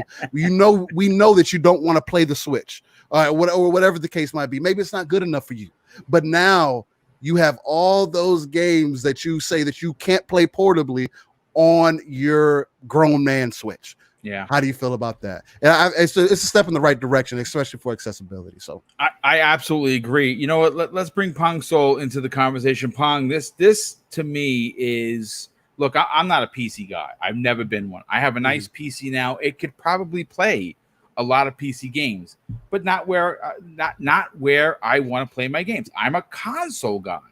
Now, handheld, I'm going to be honest with you, one of the biggest hangups for me with Xbox Cloud Gaming is having to do it on my phone. None of the devices that I have purchased have given me the confidence or what I wanted in a handheld. I have the Kishi by Razer, and I spent $100 on that thing. And I'm going to be honest with you, the controller itself, the actual controllers, they're nice, but the middle of it is where it's weak. You know, it always feels like it's bending. It always feels like I'm going to smash my phone in two. If I get a phone call, if I get a text, I got to stop it. I got to pull it apart. I got to pull the phone. I hate all of that. So when I saw this device, now I jumped into the 512. If I'm going to go, I'm going big. You know, I figured, you know what? I'm not a PC guy. I want to know what all the PC guys and gals are talking about. And here is my Xbox Game Pass handheld. This is something I wanted Microsoft to make on their own. They didn't. So now I'm going to have to go to third party, but who better than Valve?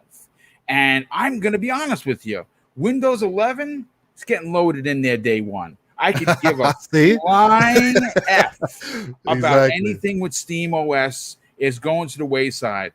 I bought this exclusively to play Xbox Game Pass. Now, don't get me wrong. I'm going to think I have a Raspberry Pi. My favorite part of that Raspberry Pi is all the 90s arcade games from Capcom like Aliens versus Predator, that I beat 3 times a year because I love that. I love old school beat 'em ups. I am infatuated with them. I'm an old school cat.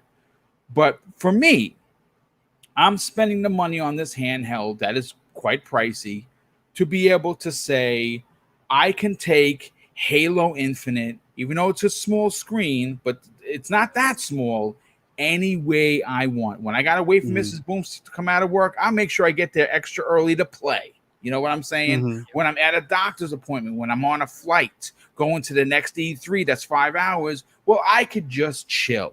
What are your thoughts on this? How big of a deal do you honestly believe that the Steam Deck could potentially be for Xbox Game Pass and its 25 million subscribers?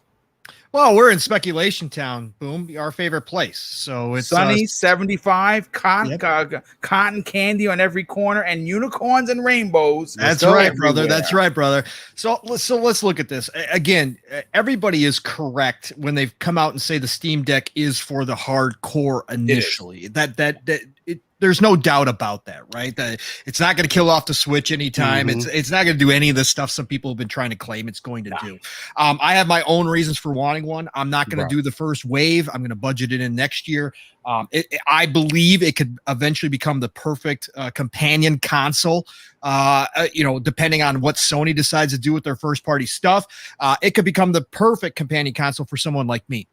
So I'm looking at it from that standpoint, but let's stay on Xbox since this is the Xbox Factor podcast.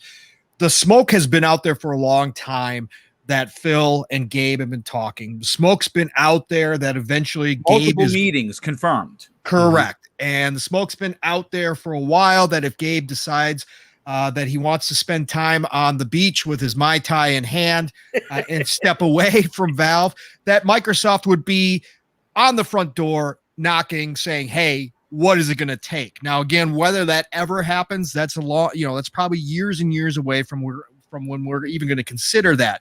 But the partnership, the friendship, the established relationship is there, and it's being built upon and has been for a while. And so what this means is that Phil probably knew the Steam Deck was coming, obviously. He was probably well aware of Gabe's plans, that Valve was going to move into this handheld space. They are not in direct competition with the Switch, as I already talked about. That's not their point. Their point is to get a head start on the handheld PC market, which is a real thing. Like Steele mentioned, there has already been some out there. They are ultra expensive. They're underpowered, but with AMD, and their tech that they've been building, it is now getting to the point where the power, and the heat, which is also a big deal, are able to be shrunk down into a handheld size now for the PC gaming market. So this is vital. And Phil has talked about extensively that their position within the PC market, they want to strengthen that position as well. They're probably going to be looking at acquiring some devs that are specifically PC, on the PC side of things, because they know that they want to strengthen that side of, side of their portfolio. So I think this all goes hand in hand. I think that they are in talks to get Game Pass on Steam. I think that both Gabe and Phil want it to happen for a multitude of reasons. If they're going to ever consider selling the Steam Deck to the mass market outside of the hardcore, they're going to have as many options as possible, because we're not talking about a company in Valve that has exclusive IPs lined up like a Nintendo, like a Sony, like an Xbox, that can just put out this exclusive device and say, hey, we've got these games that you can't find anywhere else. No, their mass appeal is going to be, hey, wherever you're playing, whatever you got, wherever your games are, come over to Steam Deck, because we're going to have that available for you, and you can take them wherever you go. The other big point of the Steam Deck is to be able to play your games natively. Okay, so xCloud is an option, but until the tech catches up, until the internet catches up, obviously there's always going to be that lag. There's always going to be those problems unless you have the ultimate internet, right? There's always going to be that little, hey, it's just not quite as good. with the Steam Deck, you can download those games native and play them natively, right? Mhm. And that is going to be huge, especially if you get Game Pass on there. You're going to be able to download that game and you're going to be able to have it on the go and play it natively without experiencing some of the problems that xCloud does currently have. So that's a huge deal as well. And I think down the road, thinking that we are in speculation town right now, right? And you could see a partnership, maybe not a full acquisition, but a partnership in which you see an Xbox branded Steam Deck down the road. That's a great point, dude. Yeah. Maybe something like that happens. Maybe this thing is successful enough. And obviously, Valve, Gabe, they're all open. They've already come out and said, hey, put whatever OS you want on there. Do whatever you want with this thing, right? Maybe Microsoft itself steps in and says, hey, Gabe, love what you're doing with the Steam Deck. It's a great piece of hardware. You guys have had a lot of success. People are loving the layout, even though some people are, concerned about the button layout and the stick layout and all that kind of stuff. But maybe it gets in people's hands and everybody loves it. Maybe Microsoft directly goes and says, hey, Gabe, what about we just, obviously you've got the tech.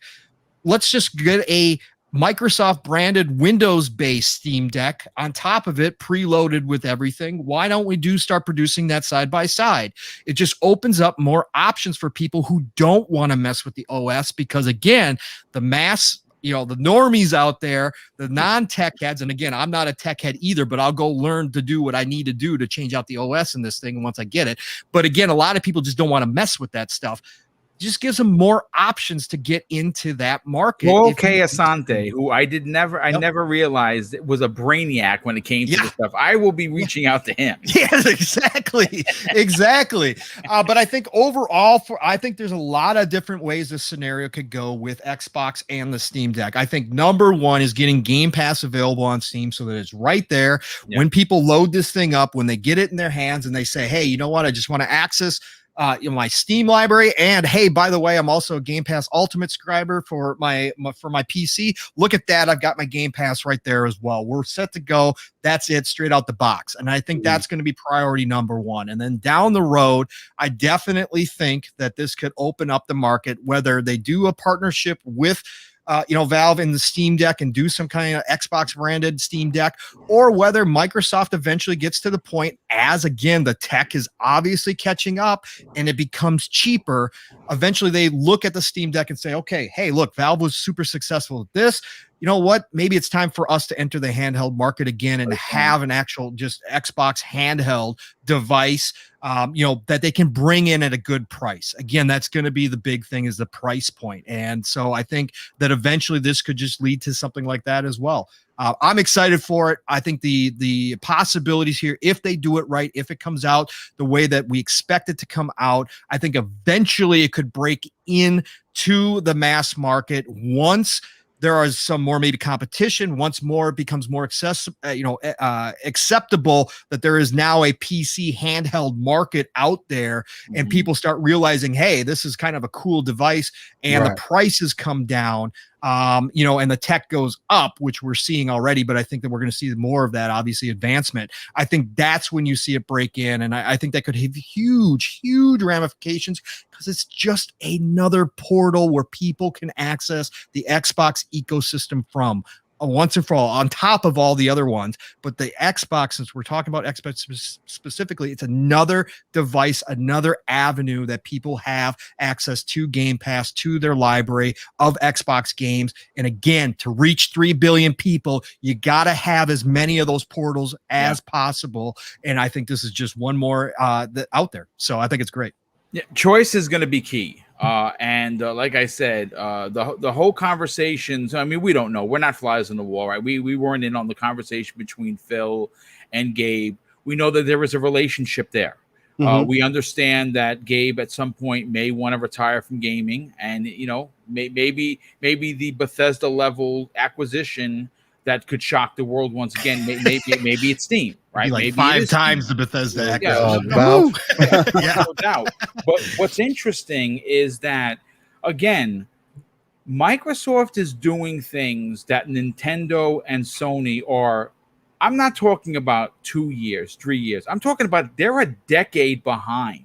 And right now, we saw how they have teamed up with Samsung and LG to get that app, that Xbox Game Pass app for the normies onto every TV, right? And all you're going to need is a wireless controller. We've heard that they're currently developing, there's the X, there's the S, and there's going to be maybe call it the L or the Z or whatever you want to call it, where it's a little stick. You plug it into your TV and you go. And it's $99. It comes with a wireless controller. It comes with the stick. You plug it in like all of these other devices and you go, right?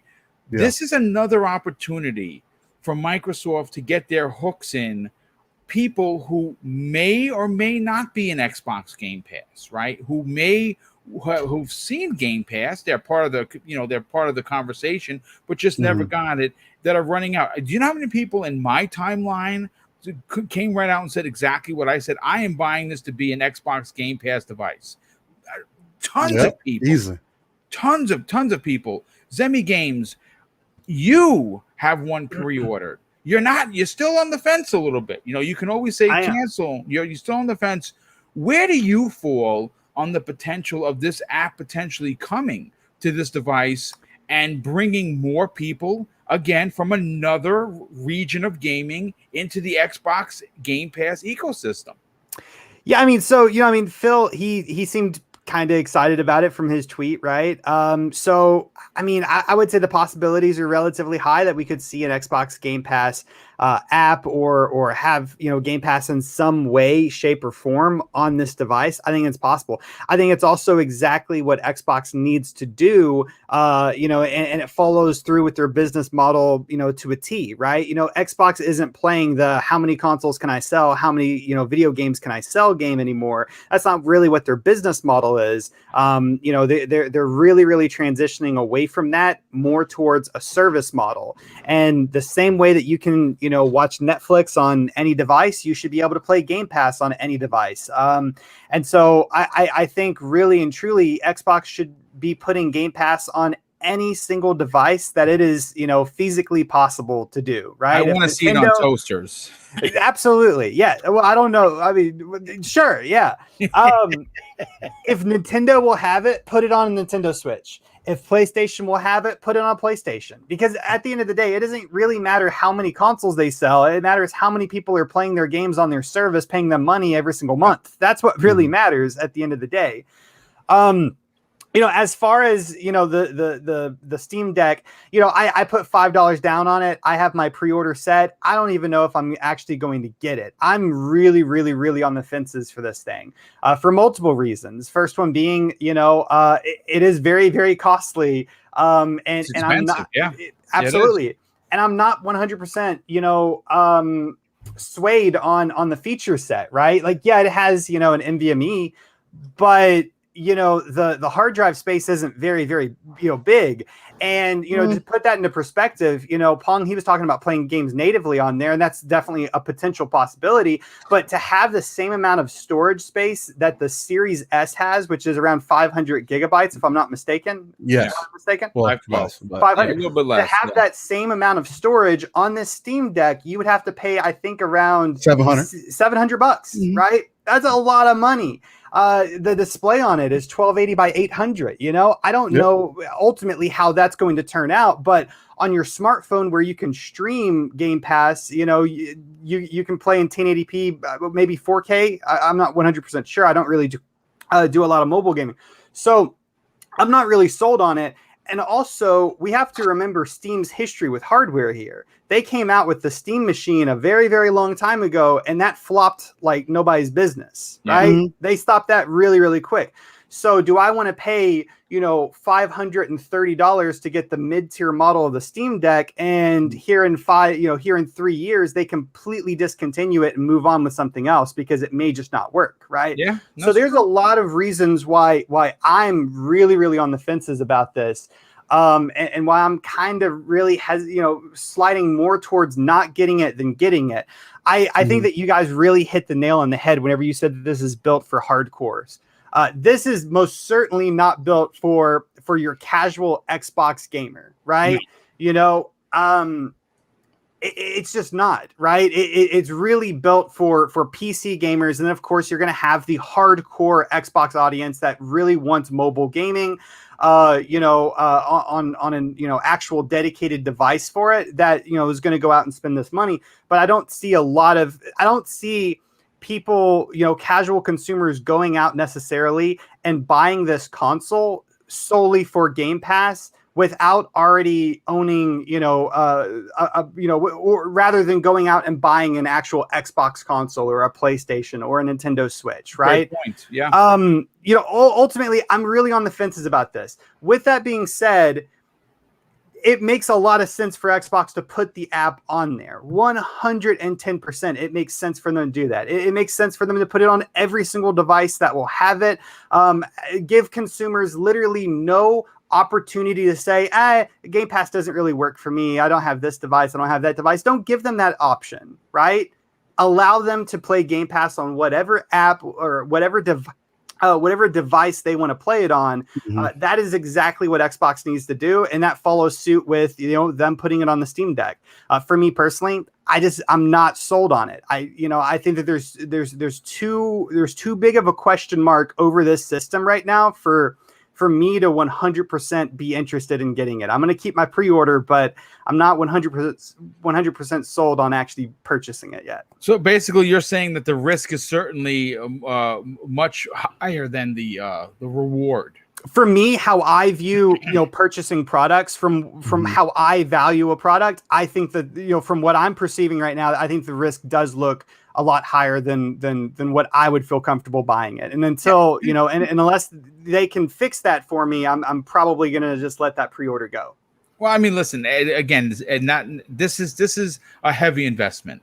It's a heavy investment in a way where after tax, it's going to be $700. That is a lot of money. As a matter of fact, that is a Series X or 2 Series S consoles. That's a PlayStation 5 with a bunch of games, which I think it's maybe 2 games because their games are $70. But listen, I'm going to say this. I want to get off.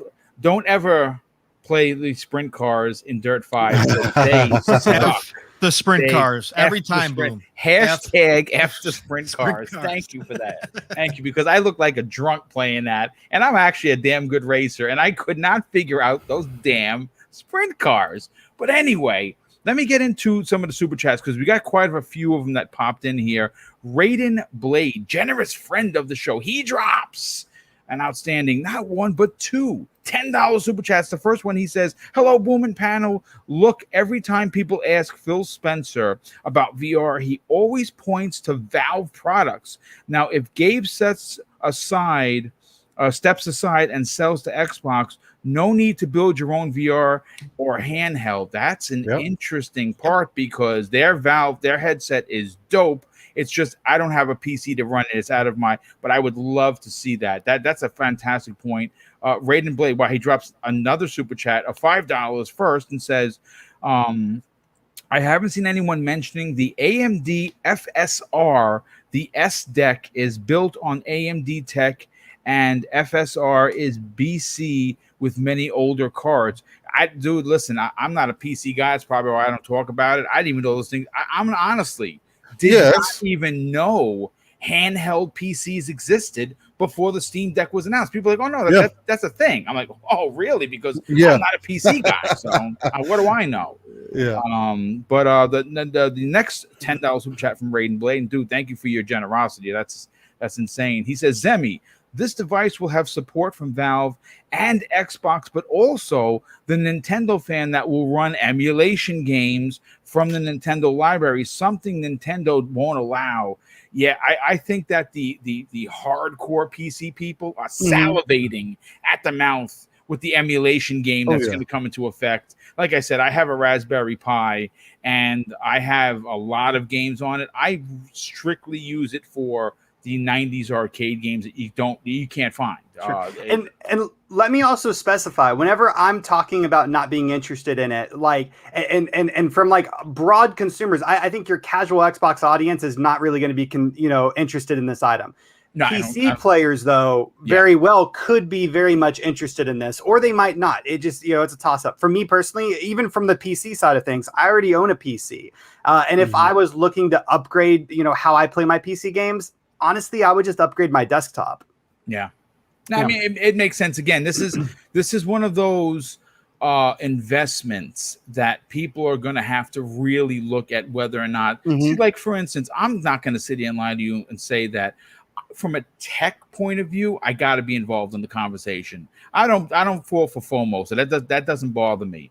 But I'm not a PC guy, and I want to experience what this whole PC realm is. If I can do it on a handheld, get some emulation on older games that I enjoy playing, like an Aliens versus Predator, like like any of Capcom's side-scrolling beat 'em ups, and I can get that emulated, and I can also somehow play, Halo Infinite, whatever on there.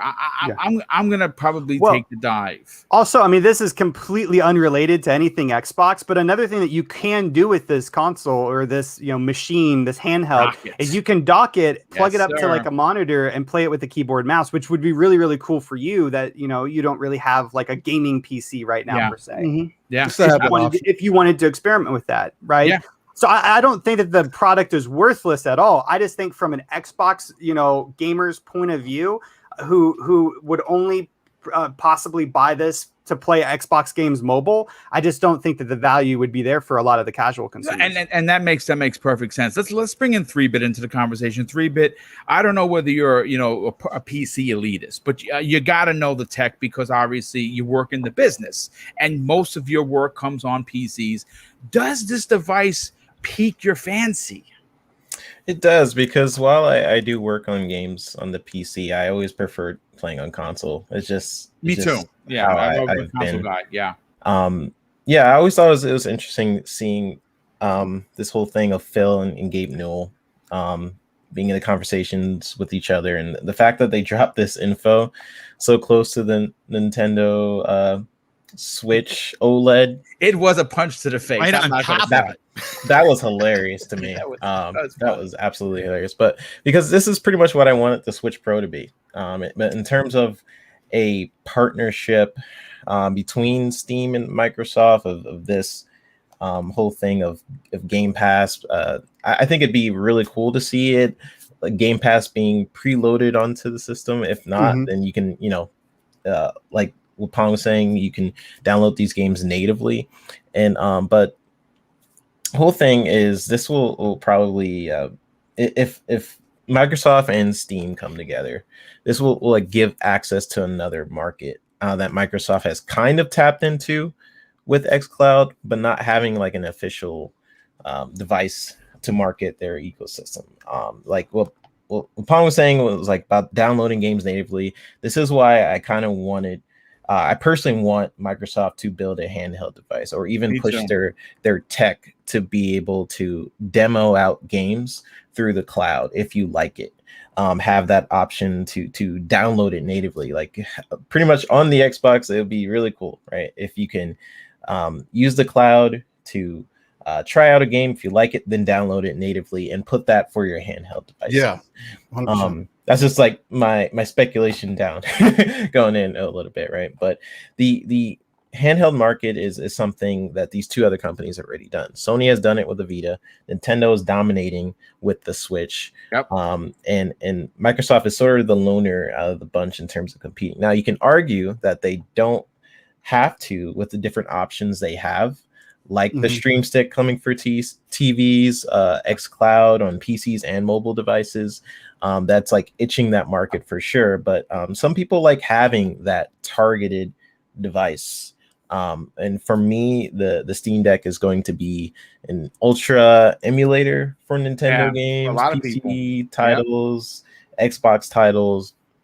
In terms of the hardcore audience with different emulation software, you can experience some of those games on the Steam Deck that'll have higher frame rates than the Switch. If you want to go there, right? If you want to play some Nintendo games at a higher frame rate than Nintendo's willing to even do with their tech, then hey, this is for you. And this thing has RDNA 2 in it. And in terms of the hardware. They seem to really partner up with AMD in this situation, and some of the tech, like someone in the chat, I can't remember who it was, he mentioned like FSR. Yeah, like that's pretty cool. That's pretty cool for a handheld device. That's pretty much the super resolution. well, Steel Rain for said it. gaming. It has an SSD built in, folks. Yeah, Yeah, and an That's a SSD. big deal. It's a big deal for a handheld device. Yeah. Like, that's the biggest thing out of anything that is amazing about this device is the fact that they're carrying over what we're currently getting with your console. Yes. Consistency, Yeah. accessibility. That's Yeah. all. That's it. Tell you. yeah, and like Oh, go ahead. what everyone, if we were to like pretty much match up with everybody was saying, this device gives you options, right? Yeah. If you wanted to use it for Xbox games primarily, you can do that. If you have a bunch of games on the Steam, you're coming in from PC and you just want to play on the couch or something, hey, you can do that. Or if you like some Nintendo games, if you really want to emulate some Nintendo games on it, and it's pretty much a Switch Pro. So yeah, I'm really looking forward to it, just for those potential options, just to be able to try those things out, because I do play on my phone, on my Note, like xCloud games, and I would love to be able to play Halo Infinite on my bed, just chilling, right? Like, it's just, why not?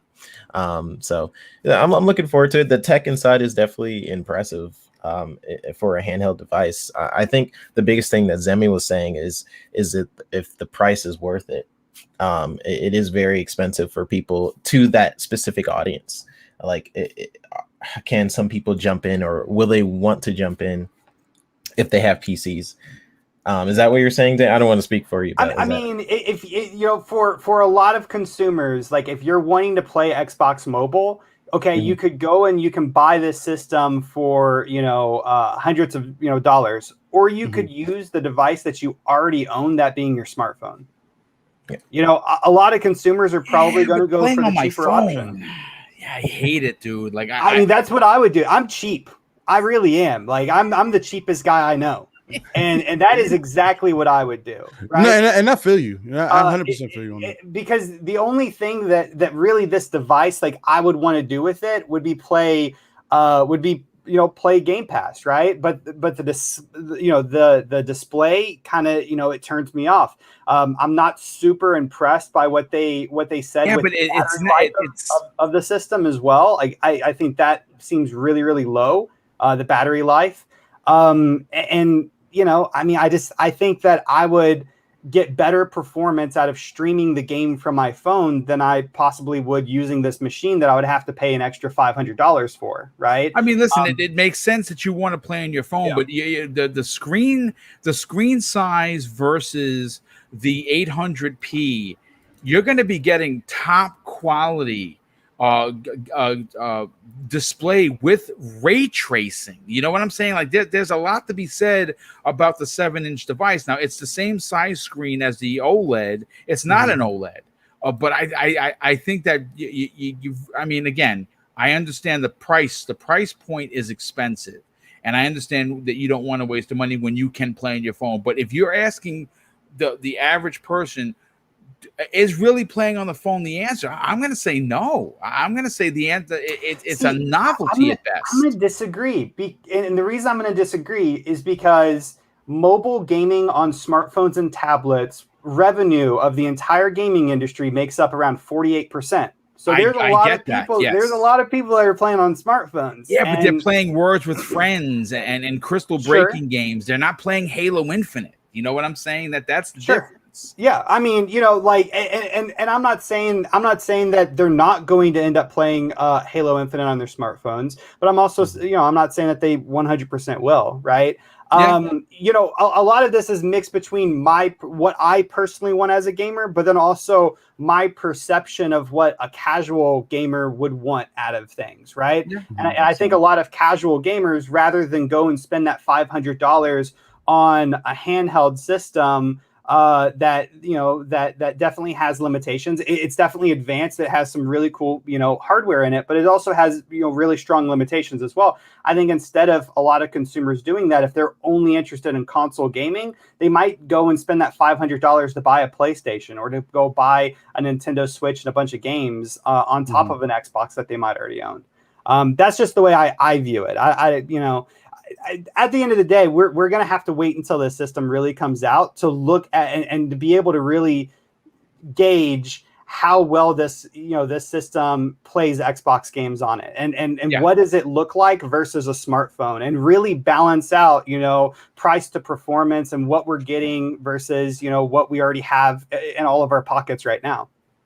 No, I mean, it makes sense. I mean, listen, again, it's a niche product. It's an expensive niche product, so it's not going to be for everyone. But they did sell out on pre-orders, and that is saying something. So, I mean, again, only time is going to tell. Folks, this has been a great show. We're at 2 hours. Hopefully, you enjoyed the banter. I think everyone really brought their A game. It was great to have Still Rain make his first appearance, which him and Pong Soul will be invading Primetime Gaming the first Monday in August, which is going to be dope. Cannot wait for that.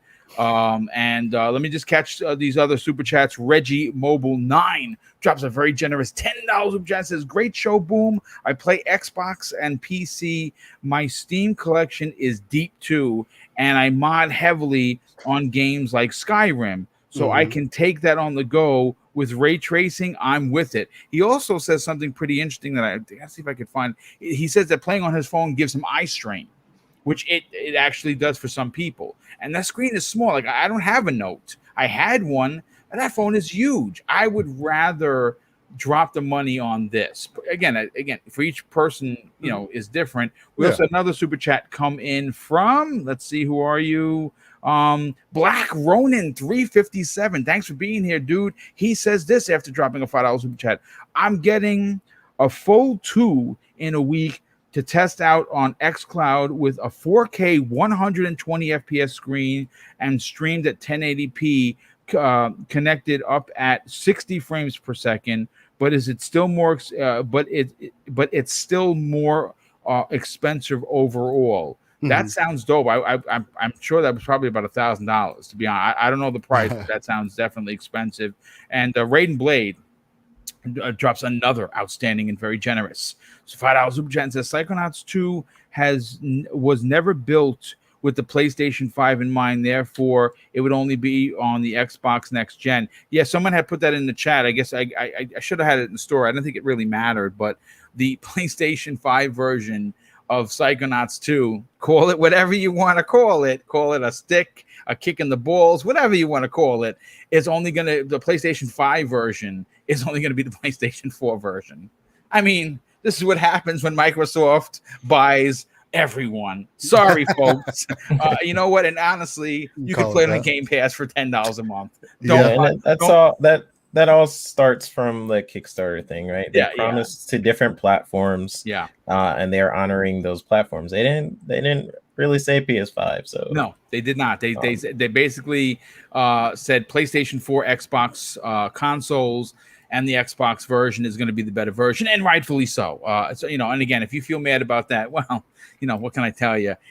Sometimes that's the breaks, as my pop used to say back in the days. But we got to get everyone out of here. A great 2-hour show, 3 big winners, and 3 more will be announced this Thursday, where Mrs. Homestick will be giving away, and again, this comes directly from her, a $100, a $50, and a $25 Xbox gift card to use whatever you want. But the reason why we specifically gave the big bomb in the Xbox, the $100 gift card, is if you wanted to get involved in the Xbox Design Labs game and you wanted to make your own controller, and it's a little pricey, especially if you start adding engraving and shipping and stuff. So we wanted to make sure that you had that and a little extra, so maybe you buy yourself a game to play on with your new controller. And of course, that comes directly from Mrs. Boomstick, who wanted to do Christmas in July, which is why I'm wearing a light up necklace, and of course my tree that is all Star Wars related, and of course Zemi Games with the incredible Christmas hat. I mean, come on, how could you beat that? But listen, Steel Rain, let's get you out of here. And the reason why I want to put you and Pong first is because we got to push Living Split Screen on Saturdays. You guys are doing an amazing job. It's an amazing podcast that goes from 1 hour to 4 hours, depending on the day. Do me a favor, brother. Tell everyone where they can reach out to you on social media. Strike up a conversation. And more so than that, tell everyone about Living Split Screen on Saturdays at 10 a.m. Eastern Standard Time. All right. Well, look, you can find me everywhere where there's a search bar, whether it's Xbox, PS5, Twitter, Google. Type in Steel Rain the T is a 7. You'll find me. Hit me in the DMs. I'm mostly active on Twitter these days and Xbox, whether I'm on PC or on my actual Xbox console, because they go hand in hand with each other, right? With that being said, man, look, it was an excellent show. Boom. Again, I want to thank you for welcoming the rain into the kingdom. But not only that, having the crossover of the Living Split Screen Morning Show and the Xbox Factor podcast. Look, you can find me every Friday, 8 p.m. Central on the GRG podcast, where gamers recognize game. Much love to K Mega and everything that he got going on personally. This recent week we had to skip over. He had some troubles with his mom and whatnot. So just put your prayers up for him and everything, and we'll wish him the best. So hopefully we'll come back strong next week, and hopefully everything goes well. Real life is always first.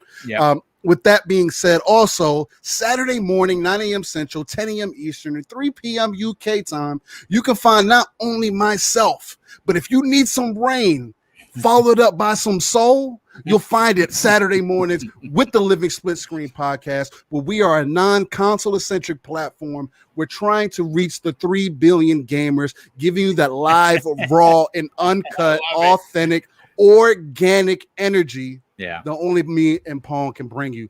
With that being said, much love to everybody out there. Chat, y'all were on fire tonight. Again, boom, you're one of the icons of the community. You're one of the biggest reasons I even jumped into this community, between you and Dealer and the Lords. Y'all are the 3 biggest reasons why I'm even in this community or even thought to jump in. So I appreciate y'all and everything that you do. You are, again, icons in my eyes, no matter what anybody else may tell you. Everybody else, Zemi, Pong, 3-Bit, you already know what's up, man. Y'all can hit me on the gaming side of things. Other than that, much love to everybody, man. Well, it's very kind of you to say, brother, and to be considered, to be added into that conversation. Because, like I said, Dealer, personal friend of mine, love what he's doing in RDX. The Lords, what can I say? Those are my extended family. King David, of Great course, people. Sovereign, and Addict, and of course, my brother from another, Lord Cognito, who was picked up by defining dude. That is a big deal. One of the hardest working group of men that I know, and to be put in that same conversation is, trust me when I tell you, it's more humbling than you could possibly imagine. I'm glad that you're a part of this community. I'm glad that you have a show each and every week with, of course, Pong Soul. Now, Pong, you have become no longer the rookie sensation. I think that you have taken over this entire gaming podcast community because of the positivity that you bring each and every week. Tell everyone what other shows you're on and what else you got going on, but more importantly, where can people strike up a conversation on social media? Thank you so much, Boom. Of course, I absolutely love being here Tuesdays. Zemi, obviously, 3-Bit brothers. It was no awesome Zemi today. Yeah, no Zemi again. Man, we gotta get you back on track. There were definitely Boozemies. I saw them. I know. I can attest to there that. There was some. I was looking. But I was doing so good. I was doing so good. And then we got to the Steam conversation, and then the Boozemies came. There should be Boozemies just for that damn hat. So, but anyways, no, it was great to be here. Steel, man, awesome. We are on our Living Split Screen tour, and I'm happy to have you finally on the Xbox Factor podcast, man. It's always great spending time with you, brother. You know that. So great to have you here. Chat, you guys were outrageous, phenomenal. Again, always the conversation in there is just up to, it's right up with our conversations that we're having, and it's always great to see that. And thank you all for coming out and all the support. Obviously, find me Pong Soul everywhere, Xbox, Twitter, you name it. Follow me. I'll follow you back. Friday nights. Friday is 2-Tab Friday, if you guys don't know, because as GRG is going on with K Mega, the crew, and my brother Steele over there, we've also got Xbox Ultimate going on with obviously over on Fun Speculations channel, aka Mav, his amazing wife, Caitlin, and of course, 3-Bit right here, and the rest of the Magnificent Seven. Friday nights, 9 p.m. Eastern, 8 o'clock Central Time. It's 2-Tab Friday. Have us up. Be like Boom. Flip back and forth. That's what I do all day long when I got multiple shows going on whenever I can. So, you know what? We'll see you there Friday nights. My hype man already took care of Saturday mornings. But again, living split screen, 10 a.m. Eastern, 9 o'clock Central Time. 3 p.m. UK time. We're almost at 250 subs. We just finished up episode 16. Come on over, check us out. We got a great thing going. The community is just absolutely outrageous, including Boom himself, who has just been a big, huge supporter.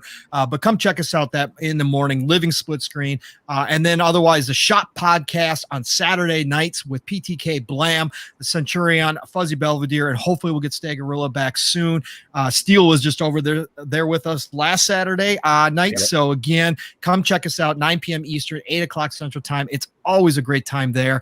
Shout out to Wandering Dutch, who is also a family member of over here as well on Prime Time now. But shout out to Wandering Dutch and the whole crew over there, Midweek Mix Up. They invited, we are humbled. Steele and I are absolutely humbled that we got invited to the Midweek Mix Up Collective. Big things coming up, just nothing but support from those guys. So shout out to Wandering Dutch and everybody over there. But again, this has been fantastic. Guys, girls, play what you love what you play, and we'll talk to you real soon. Absolutely. And Zemi Games, let's get you on out of here, brother. You got a lot going on. Obviously, you're on social media. You take DMs. You're always talking with the community. But you also got your website that is we need to get more people, more traffic. It is a place where people can come and get unbiased opinions. Tell everyone about that, my friend. Yeah, man, dude, I'm so excited for this nap that I'm about to do. Like, you have no idea. I'm really, really excited. I'm like 24 hours past sleep. But anyway, so my YouTube channel, it's called Constant Gamer. I do a ton of video game content, such as gaming news, reviews, let's plays, even some theory videos. I've started doing some theory videos. So definitely go over there to the Constant Gamer YouTube channel. Check out some content if you like it. Be sure to hit the subscribe button. Then you guys can also follow me on Twitter at Zimmy Games. I pretty much host all the typical stuff, gaming news, opinions, so on and so forth. So hop over to Twitter, give me a follow at Zimmy Games. Boom, fantastic show. I'm really sleepy. I'm gonna go take a nap.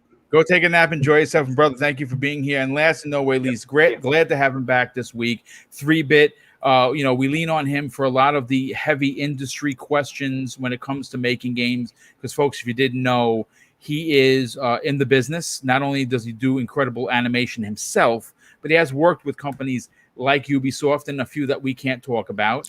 But thanks again for being here, 3-Bit. Love to have you back, brother. Tell everyone about your YouTube channel, where they can check out your animated stuff that was nominated, which is super, super cool, and where other people can check you out for other podcasts. Sure. Everyone can follow me on Twitter. It's at the VGHD. My YouTube channel is the Video Games HD. I finished that video the last show I was talking about with Unreal. I'm just some stuff I do has to be kind of watched over and approved and stuff like that. So once they look at that, then you'll see that video. But for the most part, I'm on different podcasts. You guys can check me out on Xbox Ultimate, like Pong was saying. I'm there every Friday.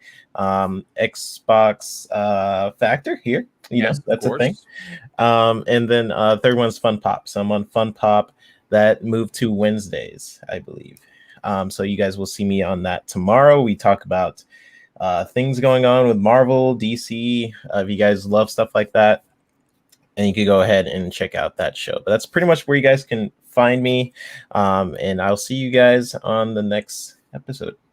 Yeah, I mean, the Fun Pop is cool, and there's been a lot of ongoing nerdy stuff. I mean, obviously, Loki just ended. Yeah. What Oh, if yeah. is Oh, starting man. next month? And my God, I cannot wait to I'm see. so excited. Dude, I'm it so is, excited, bro. dude. I cannot wait. And we're hearing, folks, again, rumor, again, to throw this out there to Mav, that the Hawkeye series might be dropping this November, folks.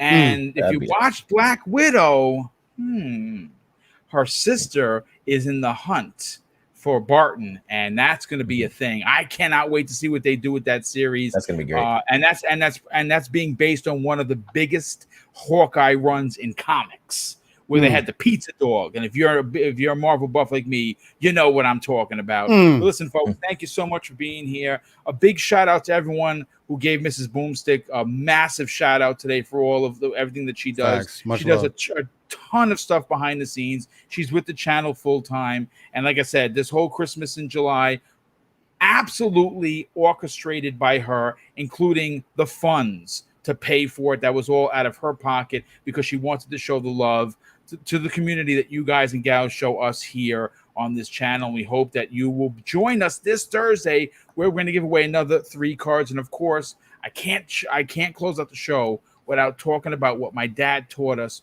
when we were kids. And I think now more than it's ever, he said, son, treat others how you want to be treated. Also, it doesn't cost anything to be nice. You live by those rules, and I can guarantee you're going to have an awesome day. So take care, everyone, and we'll see you on this Thursday's newest episode of the Xbox Factor Podcast.